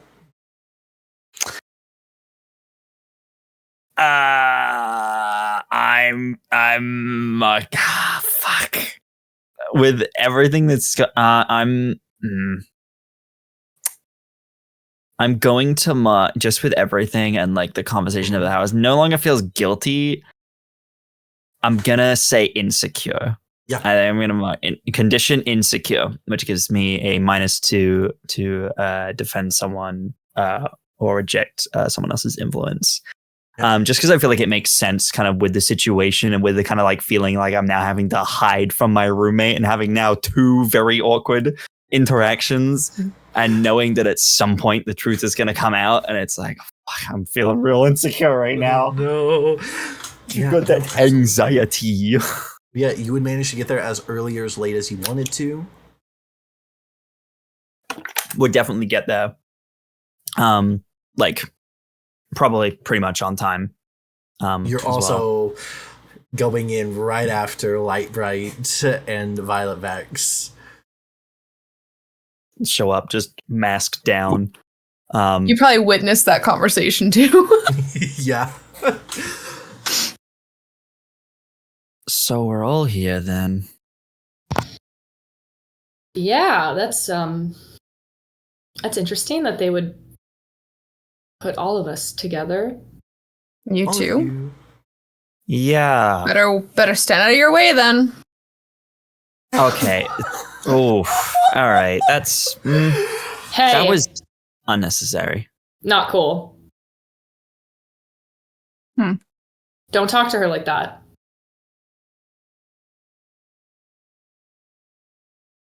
Just eating a cookie. How did that look? Just actually, I was like, yeah, okay. Under the mask. Like eating during COVID. Sure, Forgot about whatever. the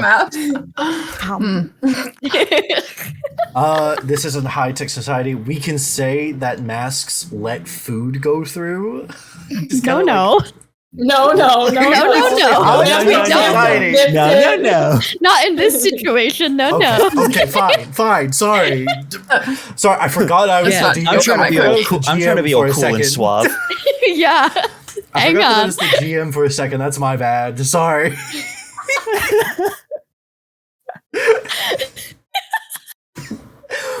Wish Granter. Hi. I rolled 5. You rolled 5. Oh. Mark. Oh, no. Potential. I did. What are you at on Yikes. potential right now? Because I know you. I've only rolled twice, but I failed twice. Okay. You For 2. I think I You're forget that I have a jacket to add to my costume and to cover my arms, and so I have to run back. Yeah, you're halfway down the secret passage. Like, shit. Okay, I gotta go back. You're about 5 minutes late or so. Coming in the door. She just bursts through the door like Kool-Aid Man style. I'm sorry. I'm so sorry. I know that early is on time and on time is late and late is unacceptable. I'm so sorry. Is it just still only the four? Well, the 4 of us It is now in only here. the Like, four there's of no. you. Yes. Yeah, Lightbright goes. Oh, I mean, nobody else has showed up. Like, teacher or whatever. So I think you're okay. Oh, good. Okay. Oh my gosh.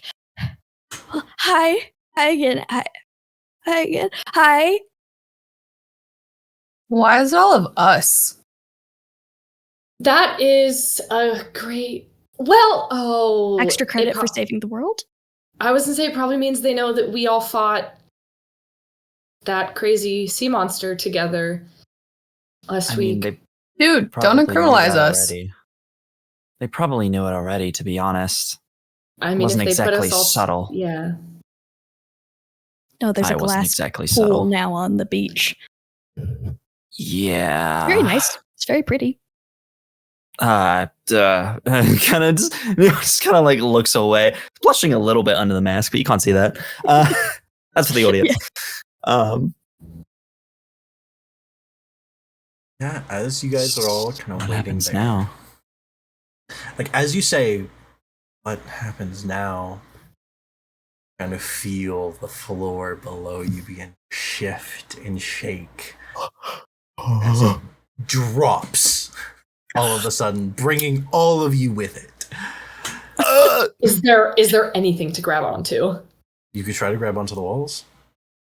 Can I see the bottom? The bottom is moving with you. Oh, so we're fine. Oh, the ground's it's- moving. We're not yeah, like yeah. falling. How Okay. fast is it? Oh, it's like an Yeah, elevator. how fast is the elevator Okay. falling? Pretty fast. It's pretty fast. It's you don't Yeah. think you're gonna die if it hit Oh, that's- whenever you hit the bottom. Okay. But unless you do something you think it might injure you, possibly. Unless you do something. Oh, okay. Fuck. Okay. I don't know if there is anything I can do. I would like to. There is. I'm trying to remember what the moves are. There is a defend someone, right? That's a move. Yeah, that is a move.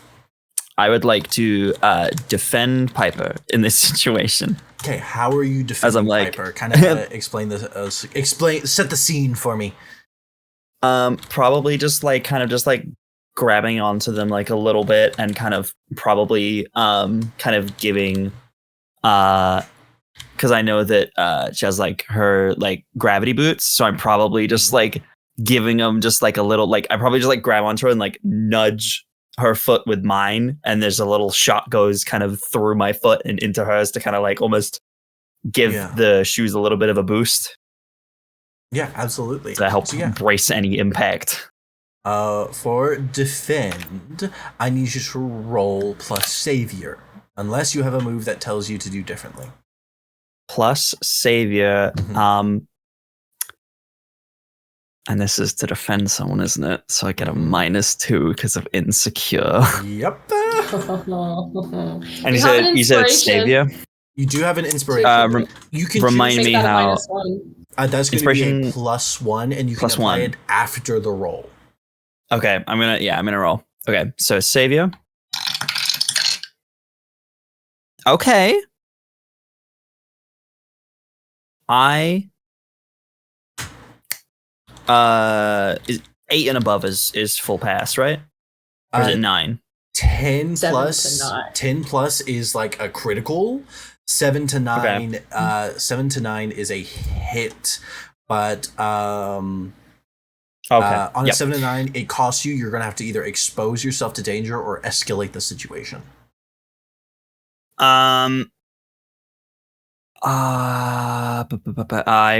Okay, so I rolled a 10 -2 to an 8. So giving myself inspiration wouldn't make a difference. It would still be in that 7 to 9 range. So I will just take it as is. So I'll take that as an 8 then. I'm going to say doing this kind of puts you into the position to expose yourself to danger. What would normally just be taking condition, I'm going to need you to roll for a powerful blow. Oh, fuck. Okay. You're going to roll plus your conditions. However, since you successfully defended someone, you can either add a team to the pool, you can take influence over someone you protect, or you can clear a condition. Sorry, what was the one about take influence? Sorry? You can either take influence over someone you protect. So in this case, it would be Lightbright. But you already have influence, you would get to shift Lightbright's labels. Oh, okay. Okay.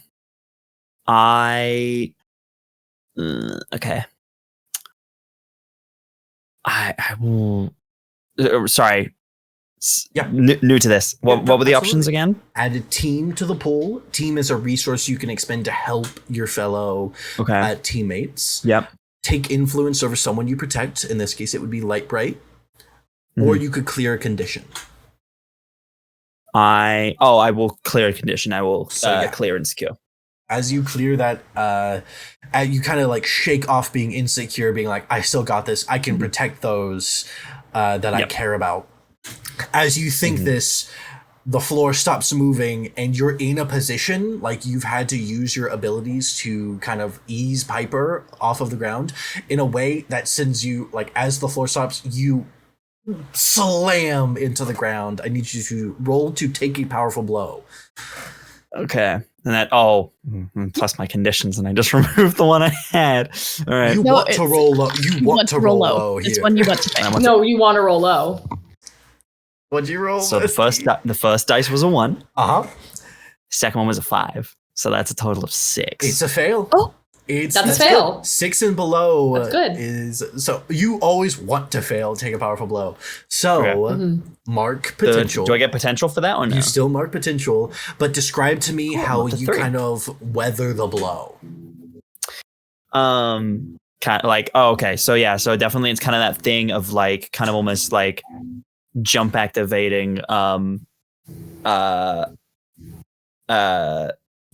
Lightbright's boots to kind of like give it that, just while she's kind of having this moment of like, what? It just lightning quick reaction, just instinctually just like gotta defend my friend, and we'll kind of just take that and kind of almost like turns and like slow motion like pushes them up, so like the gravity is activated and then it sends them up a little bit so they're kind of off the ground, and we'll kind of almost like put myself kind of between her and the ground, and we'll kind of we'll just take the full brunt of it. Yeah, absolutely.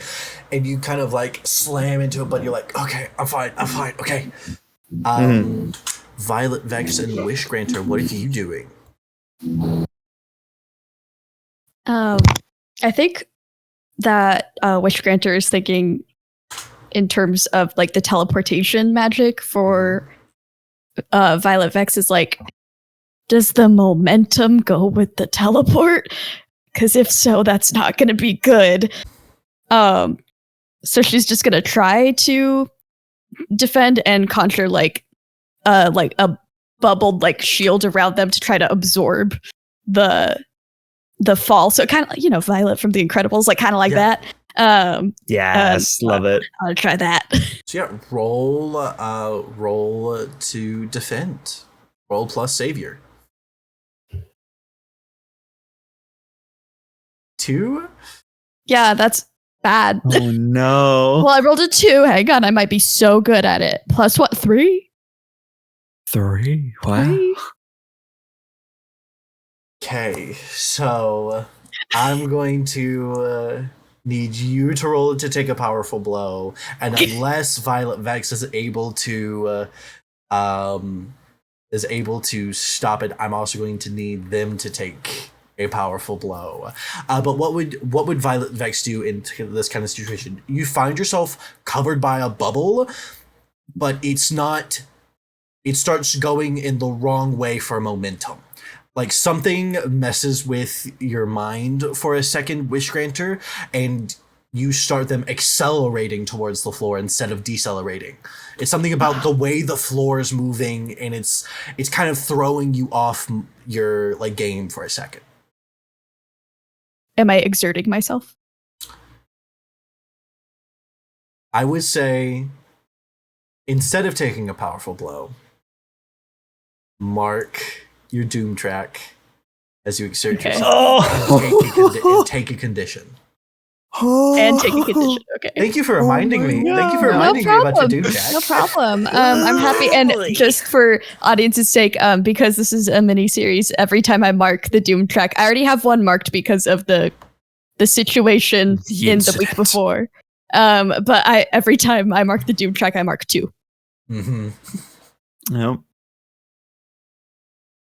Let's mark that condition. Am I able to teleport outside of this bubble thing? I think that panic that idea makes him more than anything. I would say either roll to unleash your powers, or I would even allow you to directly engage a threat in this kind of manner. So either roll plus danger or plus freak.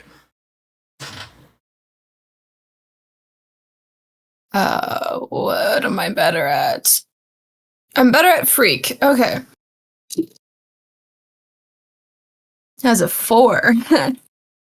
So yeah, I'm going to need you to like, you kind of like, oh, this idiot. What is she even doing? And you go to teleport out. The floor kind of shifts though, and you hit the top of the bubble, and you like slam into the ground. I need you to roll to take a powerful blow. Thought if I rolled the same dice. Remember to roll. What do I add to take a powerful blow? You would roll the conditions. number of conditions you had marked, but you currently don't have any conditions marked, so roll plus 0. This is the only roll. 6. Good. Oh, you rolled low. Rolled low. So market potential. and tell me how you weather the blow. I feel like after like hitting the head or whatever, they like kind of like do a little topple roll thing and just kind of like land on their feet and like brace it a bit. Some acrobatic shit. Yeah, so you're like, fucked up using my abilities. Let's go natural agility. And just kind of land perfectly fine. You were all kind of in this room. Would Piper like to do something, by the way? Yeah, cause so the electricity that Naomi added to my boots, cause they don't like, they're gravity altering, which means they make it easier for me to like jump higher and flip in the air and stuff. Yeah. So like, what does the extra added electricity do to them exactly? I'd say it kind of gives it a boost to almost like slow your fall for a brief second. Yeah. You've probably done this with Neon before, of like, this is not something that can always be used, because like Neon's electricity can be a lot for any kind of gadgets. Yep, it'll short out my boots. Okay, can I use my move straight up creepin'? Yeah. Tell me what it does. I do not know what it does. So when you scope out a person or place, roll plus mundane. On a 10 plus, ask 2. On a 7 to 9, ask 1. There's like a list of questions I can ask from. Yeah, roll mundane. Okay, let's go. One of the coolest moves in the books. It's pretty knowledge-based motherfucking. That's a 12. So, what do you want to know? What do you want to know? What's the question? One of the questions is what's my best way in or out? Can I alter that to be like, what's my best way to avoid taking any damage right now? Yeah. Like, what's the best way out of this situation, kind of? To avoid taking damage is to probably at this moment, with a little boost from Naomi, probably to use your boots would probably be the best way to avoid taking any of that damage. Yeah, I will click my heels together as they light up and like activate. Yeah, so roll, I would say for this, roll plus mundane. Or it's an unleash your powers technically, so roll plus freak, but you can add a +1 to this because Naomi's defense. Okay. That's an 8. 8. So, I would say go ahead and mark a condition. Mark a condition as you kind of like stumble a little bit and do end up still taking a little bit of a either marking condition, or you'll have to repair your boots whenever you get back to your dorm. I'll repair my boots. Yeah. Your boots can short circuit ever so slightly. Yeah. It's a combination of the energy being put into them, and also you land a little weird. Like you kind of stumble and land a little weird, and it kind of like messes with like some of the circuitry in your boots a little bit. Okay. And then I do get to ask one more question. Yep.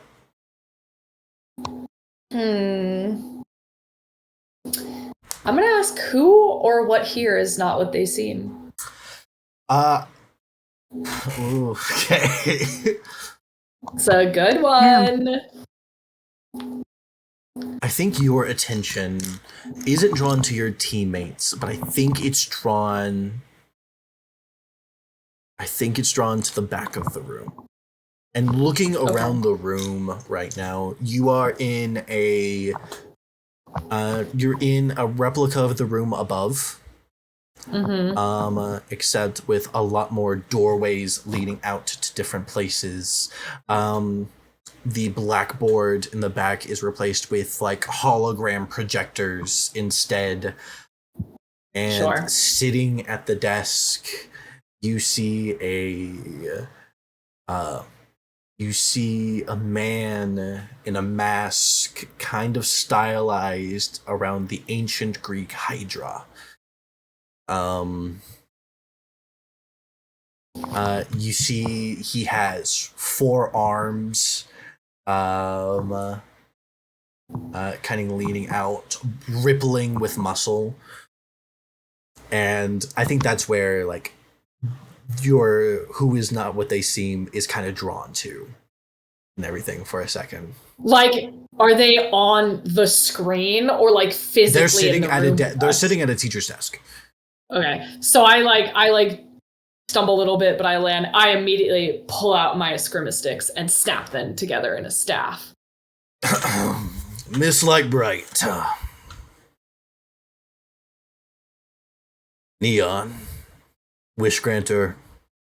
Violet Vex. That was an interesting performance, to say the least. Take another Tylenol.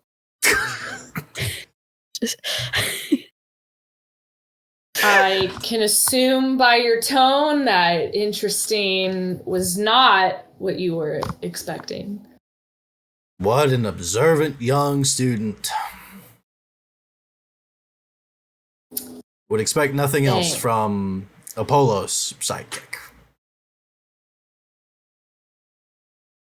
Would have done better if I wasn't put in a bubble. I'm sorry. I'm in for a lot here, okay? I am Hydra.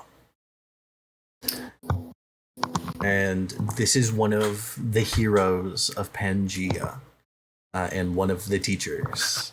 I'll put my staff away, back on my back. His abilities are the regeneration of very rapid regeneration, and the ability to grow extra body parts. Think kind of like for those of you who watch My Hero Academia, Toji, who can grow kind of like those extra kind of limbs and everything. Yeah. Some super strength, some enhanced reflexes. Just kind of like those generic kind of ones as well. And I will Lightbright will go. Oh, sorry, go ahead. No, go ahead. And I will be your homeroom teacher for the next year, for the next few years while you're with us. Nice to meet you. Yeah, Wow. it's great to meet a hero like you. Would it be okay if I ask you some questions about your powers? Not right now, but at another point, because I have so many questions. I mean, like, how exactly does your regeneration work? Like, does it work for your whole body, or like Neon only elbows specific you parts? And like how many? He is giving you the most disinterested look ever. Get an A for the semester, and maybe I will hold I'll you think to about that. it. Okay.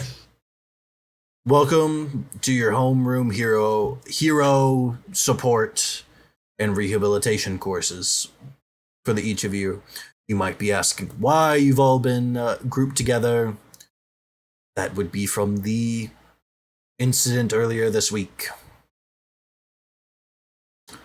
Whoa, big shock. Why didn't the elevator work? That was a test to test your reflexes. Great. She's still sitting on the ground. To which most of you will be having marks taken off. We have a lot to learn here. Are we in trouble for what happened last week? Not exactly, but it is why you're all in this room together. Right. You worked decently well to protect the city, even if it was in an illegal capacity, not having your licenses just yet. Yeah. That's why you're being given to me. Oh. I am seen as the punishment teacher, I guess you could say. Oh, I'm sure you're a delight. I think that sounds nice. You won't by the end of the year. Okay. Oh, okay.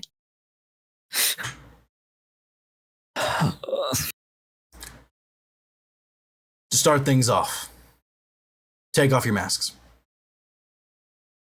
Whoa. You're funny.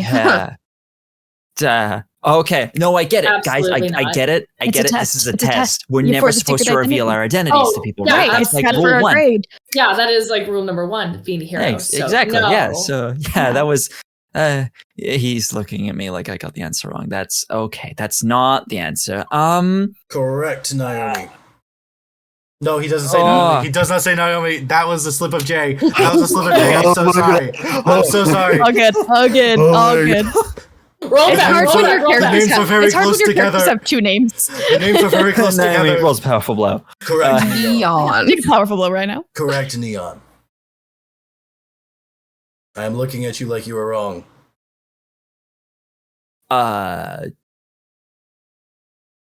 You're right. The most important thing about being a hero is protecting people. Rule number 2 is keeping your secret identity. That's not it Looking either. at you to Okay. say you will be showing your identities to the 4 in this room. Why? Oh, no.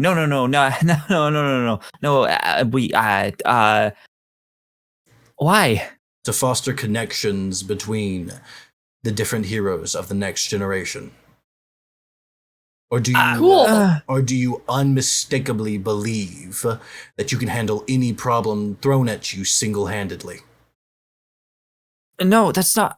That's not what I'm saying. It's just we don't need to know our secret identities to do that, right? That's. I trust them plenty. It would put us in danger. Why would it put them in danger? I can promise you we already have people watching all of you. If you would so happen to make a negative move against one of your classmates, you would be promptly thrown into the prison. No, I don't think that's what she's saying. It's just we Then don't have to know what are you each other's. saying? State it plainly. We don't have to know each other's identities to work together and trust each other in that capacity. And the more people that know who our secret identities are, the more easier it is for villains to find out. Which is a safety concern. Exactly. Yep. I'm telling you now, I do not make the rules, I enforce them. So I did not agree to this. You will either take off your masks, or I will file for your expulsion.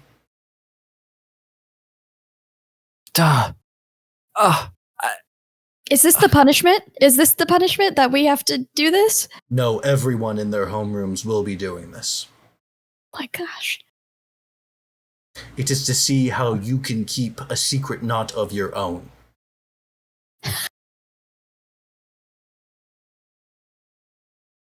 But if I can promise you that I'm really good at keeping secrets. I take no one's word for it. I take off my helmet. Ripping off the Band-Aid. Appreciate it.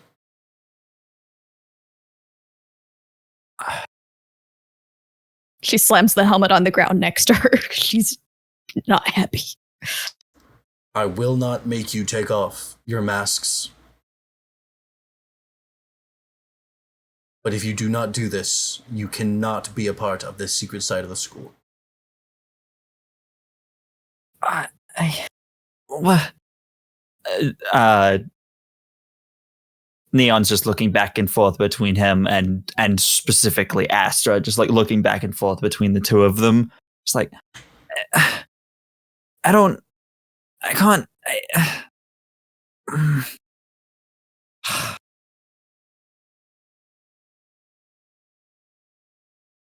Okay.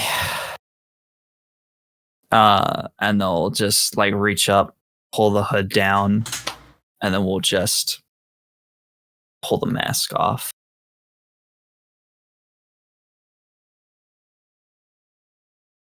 Can't bring themselves to look at Astra. Just looks just kind of down, kind of maybe like a flit, like brief look in your direction, and they just look so hurt and guilty. But after that, they just like they look away. Just caught me your eye. Violet is just glaring at the teacher, just shooting daggers with their eyes, and just takes it off. Says nothing, but it's just, you can tell with the look in their eye that they're pissed. There's really like, there's no like secret third option. There's really nothing that it's this or we're expelled, really. Yes, your mentor had to do the same. There are 3 other people, 3 other heroes at least, that know his true identity. She will take the glasses off. You will see as she pops out colored contacts, but doesn't do anything with her hair, because as you all can tell, this is not a wig. This is her actual hair. Mm-hmm. And she just goes, nobody else has said their name, but I'm Piper. Naomi. Astra. Peaceum. Thank you. And he would reach up to take his own mask off. I am not beyond the rules either.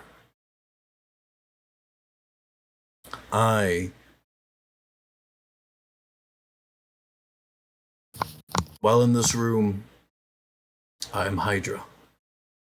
Outside of this room, you may call me Professor Callahan. I don't like that name. I don't either. All of my Baymax merch in the corner over here. I'm like, Callahan, no. Oh, that's where I got it from. Professor Callahan. I didn't Callahan realize. I didn't realize. Neon is activating their powers. Yeah, we are fighting. It's an Violet is eating name. an Oreo. It's an unfortunate name, I know. From that one movie. Fuck. Yeah, it's a really good movie. We should watch it. It's a really good sometime. movie. Yep. Yeah, Mhm. that is We'll host a movie really night. good movie. Oh, yeah. I am not beyond the rules either.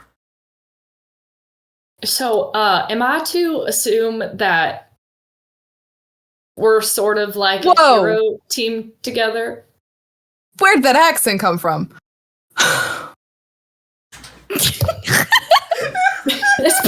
Piper down and goes, yeah, see, this is why I'd like to keep hero life and personal life real separate. You're Southern! Oh! Yeah. This is gold. Yeah, I'm not from this island. Exactly. Anyway, so am I to assume that we're gonna be on some sort of like hero team together? Yes. Because for each of you, even if you might be in different paths, degree paths, Naomi, Piper, you are on the hero course. Astra, you are on the support course. Piper's eyes go kind of wide at that. She doesn't say anything. And Peaceum, you are on the rehabilitation course. These all have intersecting manners, and you would have to work with others degree plans at all times in hero and secondary work. That is why that and the events that have happened in the past week have shown that you can work together to get past formidable odds. Your first test will to be get past one of those formidable odds. As he stands and throws the desk towards all of you. Oh no!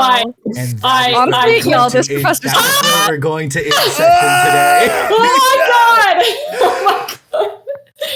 I know immediately what I'm doing at the start of next session. I don't. Yep.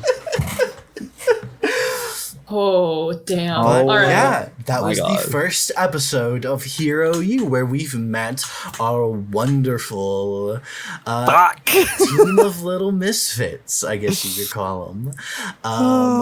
Tune in for next episode where you can see them fight their homeroom teacher, Dr. Callahan. Aizawa? Was Giving me such Aizawa vibes. I love it. I love it. inspiration. And possibly also meet their other dorm mates next week, as well as as there are 4 other people that we have yet to meet that are in their dorms. You know, let us do our little outros and everything. Who would like to go first? I'll go first. First off, I want you to know the notebook I'm taking notes in isn't a Civil War notebook, because that just felt fitting. It's not. It's good. Hello, my name is Morgan, otherwise known as Attack on Morgan. Normally, you would see me on Wednesday nights playing resident sad girl Zelvi, but for the next 10 weeks, you get to see me play the love child of Dick Grayson, Robin, and Deku, Lightbright, aka Piper. You can also catch me Saturday mornings over on the World Tree Quest channel as a part of the Girl Squad. I play the lovely Tiefling College of Spirits bard Lorelei. We are on a break for the next month or so. There might be some one-shots that are run during that time. You can also catch up on the YouTube. That's twitch.tv/World Tree Quests. World Tree Quests on YouTube as well. You can also find me over on the Pick Your Poison Productions YouTube channel. I do the Roguelike Rumbles, live interactive immersive D&D events that are super, super fun. The next one coming up is in June. I will not be playing in it. However, we had a very, very special guest for it get announced that I think you all should know about. Damian Haas is going to be playing it. It is our 3-year anniversary Rumble. Very cool, very exciting. So you should definitely check that out. But you can, if you want to watch me playing it, you can watch previous videos. I also do Rumble Ventures on that channel, which are streamed one-shots within the world of the roguelike Rumbles and Las Asimas. What do these fighters get up to when they're not trying to kill each other to win and be crowned champion? I also am a part of Dreadful over there, which is a horror-based TTRPG stream where every time we play a different horror TTRPG. So it's same characters, different universes, and I play with that with another like really cool person here in this channel. That's everything I can announce right now. Keep an eye out. June 6th. There is something dropping that I'm very excited about that I can't fully talk about because it hasn't been announced. Oh, I'm doing 3 panels at Gen Con. If you want to come see me do my panels on Gen Con, Thursday, I will be a part of the Oops All Clerics game that maybe some other people are in. That is being DM'd by Pluto Cleric. It's going to be super fun. That'll be Thursday morning at Gen Con. Friday morning at 10 a.m., we will be doing a new Rawless panel. We're doing a body swap where everybody's going to end up in a different character's body. And we've already rolled for it, and it's going to be super fun. I'm going to end up in Ajax's body. It's going to be great. Me as a fighter? Crazy. Never seen before. A class wild. you've never played. Because I've never played Wild. I definitely don't have a specific dice set for fighter at all. Definitely not. And then Saturday at noon, over in Stadium in Meeting Room 8, I am hosting a panel for my very first time. It is called Nat 20 in Performance, How to Use Acting Experience in TTRPGs. I have an incredible host of panelists, maybe one of them is here right now, that all have very fun and differing acting experience as well as TTRPG experience. And we're going to be doing a panel about how we use different acting experience and techniques in our role play in these TTRPGs. There will be a Q&A towards the end. It's going to be really great. All 3 of these panels are live. You can go to the Gen Con website and get your tickets for them. And I highly recommend that you do because don't know how fast they're going to sell out. I knew Oops All Cleric has already gotten quite a few tickets bought for it. already. Also, if you're going to Gen Con, you can say hi to me. I'm there all 4 days. I'm cosplaying all 4 days. It's going to be a great time. Yeah, I think that's it. Keep an eye out for my socials because I have other stuff coming that just hasn't been announced yet. And thank you so much for watching. I love all of you. All right, who's next? I heard many people do the tongue click thing. I heard all three of you do the tongue click. I know, that's why I stopped. That's why I stopped. Sure, I'll go. I'll do the thing. Hello, everybody. Ivy. You can find me at Ben's D&D on TikTok, Instagram, and YouTube. You can find me here every Wednesday for the next 10 weeks playing Neon, which I'm very excited about. The Nova. It's going to be a good time. It's going to be good fun. On tomorrow and every other Thursday, not every other Thursday, but every Thursday continuing, you can find me over on twitch.tv/Madaloon for Dungeons and Demigods, a Percy Jackson D&D inspired campaign. We're all demigods. It's a great fun adventure. I play Ash, Child of Nemesis. It's going to be a fun old time, and maybe someone else from this cast might be guesting on those soon. Potentially. We don't know. For sure. Scandalous. We don't know. But yeah, come check us out tomorrow. That's going to be super fun. I'm very excited about it. We're meeting Ares tomorrow. That's going to be... Oh my God. Son of a bitch. Yeah, it's going to be a time. It's going to be a time. We've already had bad interactions with him. It's great. But yeah, it's going to be a fun old time. And then on Sundays, not this coming Sunday, but the following Sunday, you can find me over on twitch.tv/the Chaos Brigade _D&D, where we are currently doing a couple of mini events in our Chaos Brigade story, but we are coming towards the final arc. As last episode, it was revealed that Floof, the Kenku Storm Cleric, hasn't been a Kenku the whole time. For 3 years, Jay kept this secret. 3 fucking years. The whole time. Bro has been an elf the whole time. And he's hot, and I don't know how to feel about it. Anyway, Smooch him. Smooch him. I might be in a line, honestly. I think I'm in a line.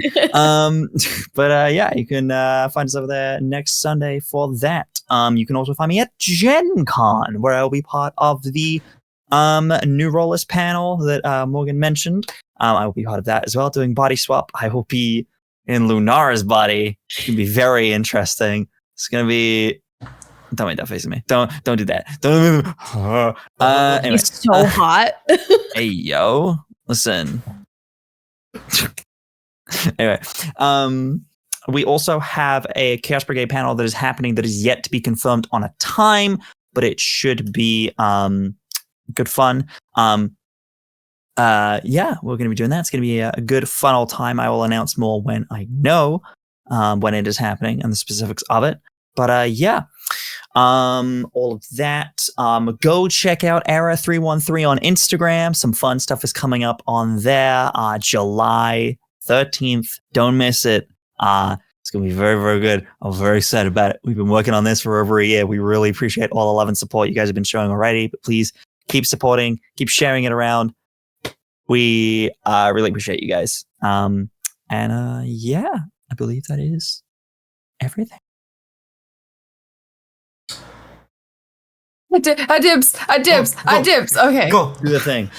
So as I wanted to introduce boyfriend, myself go. earlier, and my character earlier, because of this TikTok trend, this is how I would have done it. It's I would have introduced my character as, I am your dream girl's dream girl. I am your favorite artist, and I'm gonna serve exactly what you are. I can't say that word on Twitch. Oh, okay, that was funny, haha. Anyways, hi, I'm cospingu. You can find me all over the internet as cospingu. You can find me here now for the next 10 weeks playing Violet Vex. You can find me on Saturdays at Pluto Cleric's Twitch channel for Daggerheart.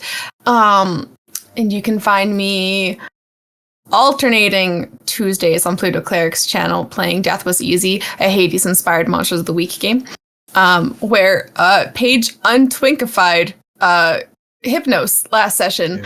It was devastating. Why? How could she?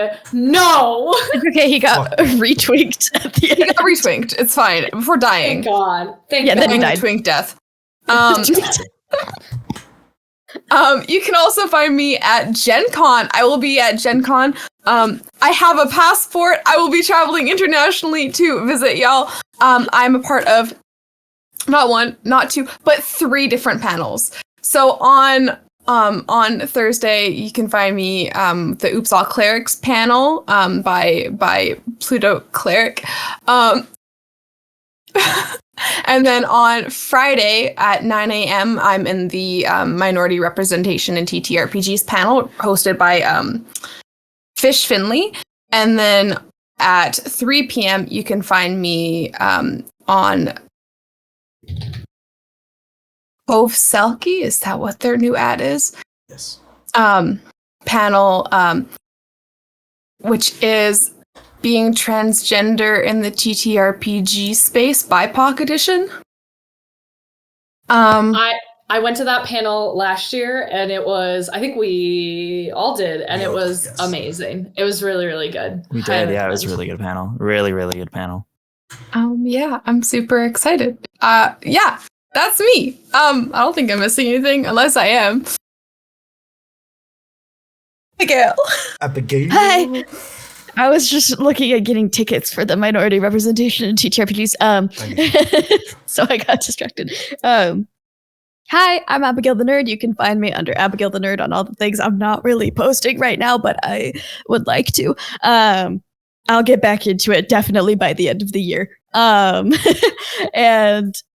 I am here on Wednesdays, and I'm over on World Tree Quests on Wednesdays right before this, playing Into the Skies, where we're all dead. But hopefully we won't be dead much longer, because we only have 2 more ingredients for our bring back potion.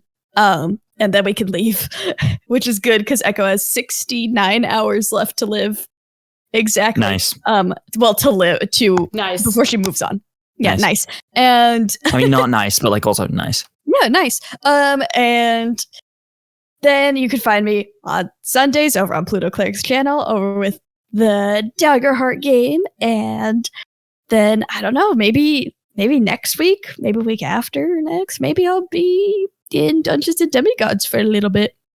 And that'll be fun. And then at Gen Con, I'm in 3 panels. You can find me in New Rulers. You can find me in Nat 20 in Performance. And then you can also find me in Monster, which is a game that is live with comedians. And what they specialize in is audience participation. So there's going to be giveaways. I couldn't tell in the video they sent me. I'm pretty sure there was a t-shirt cannon at one point, and that seemed fun. Yes. And I will be over with Adventures in Ardia there, so that's going to be very fun.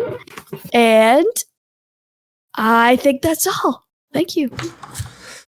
And hello, I have been your humble editor-in-chief today. You can find me over at my socials on Sequo, Sequo. My name is Jay, by the way, I should probably say that. You can find me over on Twitter at Voice of Jacob, to where you can listen to my rambling screams into the void, if you would so like. Pay attention to my TikTok coming pretty soon. I will probably be uploading clips of a home game pretty soon with some familiar faces. I wonder who those faces could it's be. Definitely not It might just be this everyone exact- in. It It's might- definitely not this exact table, and I'm also GMing Might not another be game. Be me, because I was sick.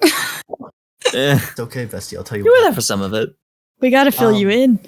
Yeah. Yeah. Oh, yeah, we do. Oh my But- god. Y'all were but- in VC but- hella late last night. Thank you so much for coming to today's session. You can find me at Gen Con in not 1, not 3, but 2 events. You can find me in the new Rollis panel to where I will be playing the wonderful Harlan in Connor's body, which is so funny to me. How's it feel to be tall, finally? It's going to be so weird. I'm going to be tall. What's the weather like up there? Tall. So much taller than the rest of you. But yeah, you can find me there. And then you could also find me in the Oops All Clerics game as well, GM'd by the wonderful Pluto Cleric. Yeah, that has been Hero U for today. Thank you so much for joining us here today. Let's go raid somebody, guys. Guys, give me some raid, please. Please, I'm begging. Too Hard the Bard is currently live. Too Hard Bard! Yeah. Let's go raid my bestie. Go raid Jade. Thank you all Every for time I making see Jade, we hate crime each other, but not actually. It's great. Thank you all so much for coming to my very first session to GM, like stream GM wise. Thank you all for making it a wonderful experience. You can see me for the next 9 weeks. You did an amazing job. Amazing. You all you can see me here for the next. Hey, if you want to nominate Jay for best indie GM, that would be for best GM, you could. Yeah, there's still time. Wouldn't it? Oh no, that. I had to start it. Don't nominate me either way. No. There are other Wait a year. There are other much more talented people that you can nominate for that. Please go off and nominate our wonderful Dice&Autism for best GM this year. Yes. It would mean so much to the rest of the crew. And nominate these wonderful people for best player. Not me. We're going to go raid before anyone can argue with me. Thank you all so much. Goodbye. Love you all. Bye. Starting the raid. Bye. Bye-bye. Bye-bye. Am I allowed to end stream now? Bye.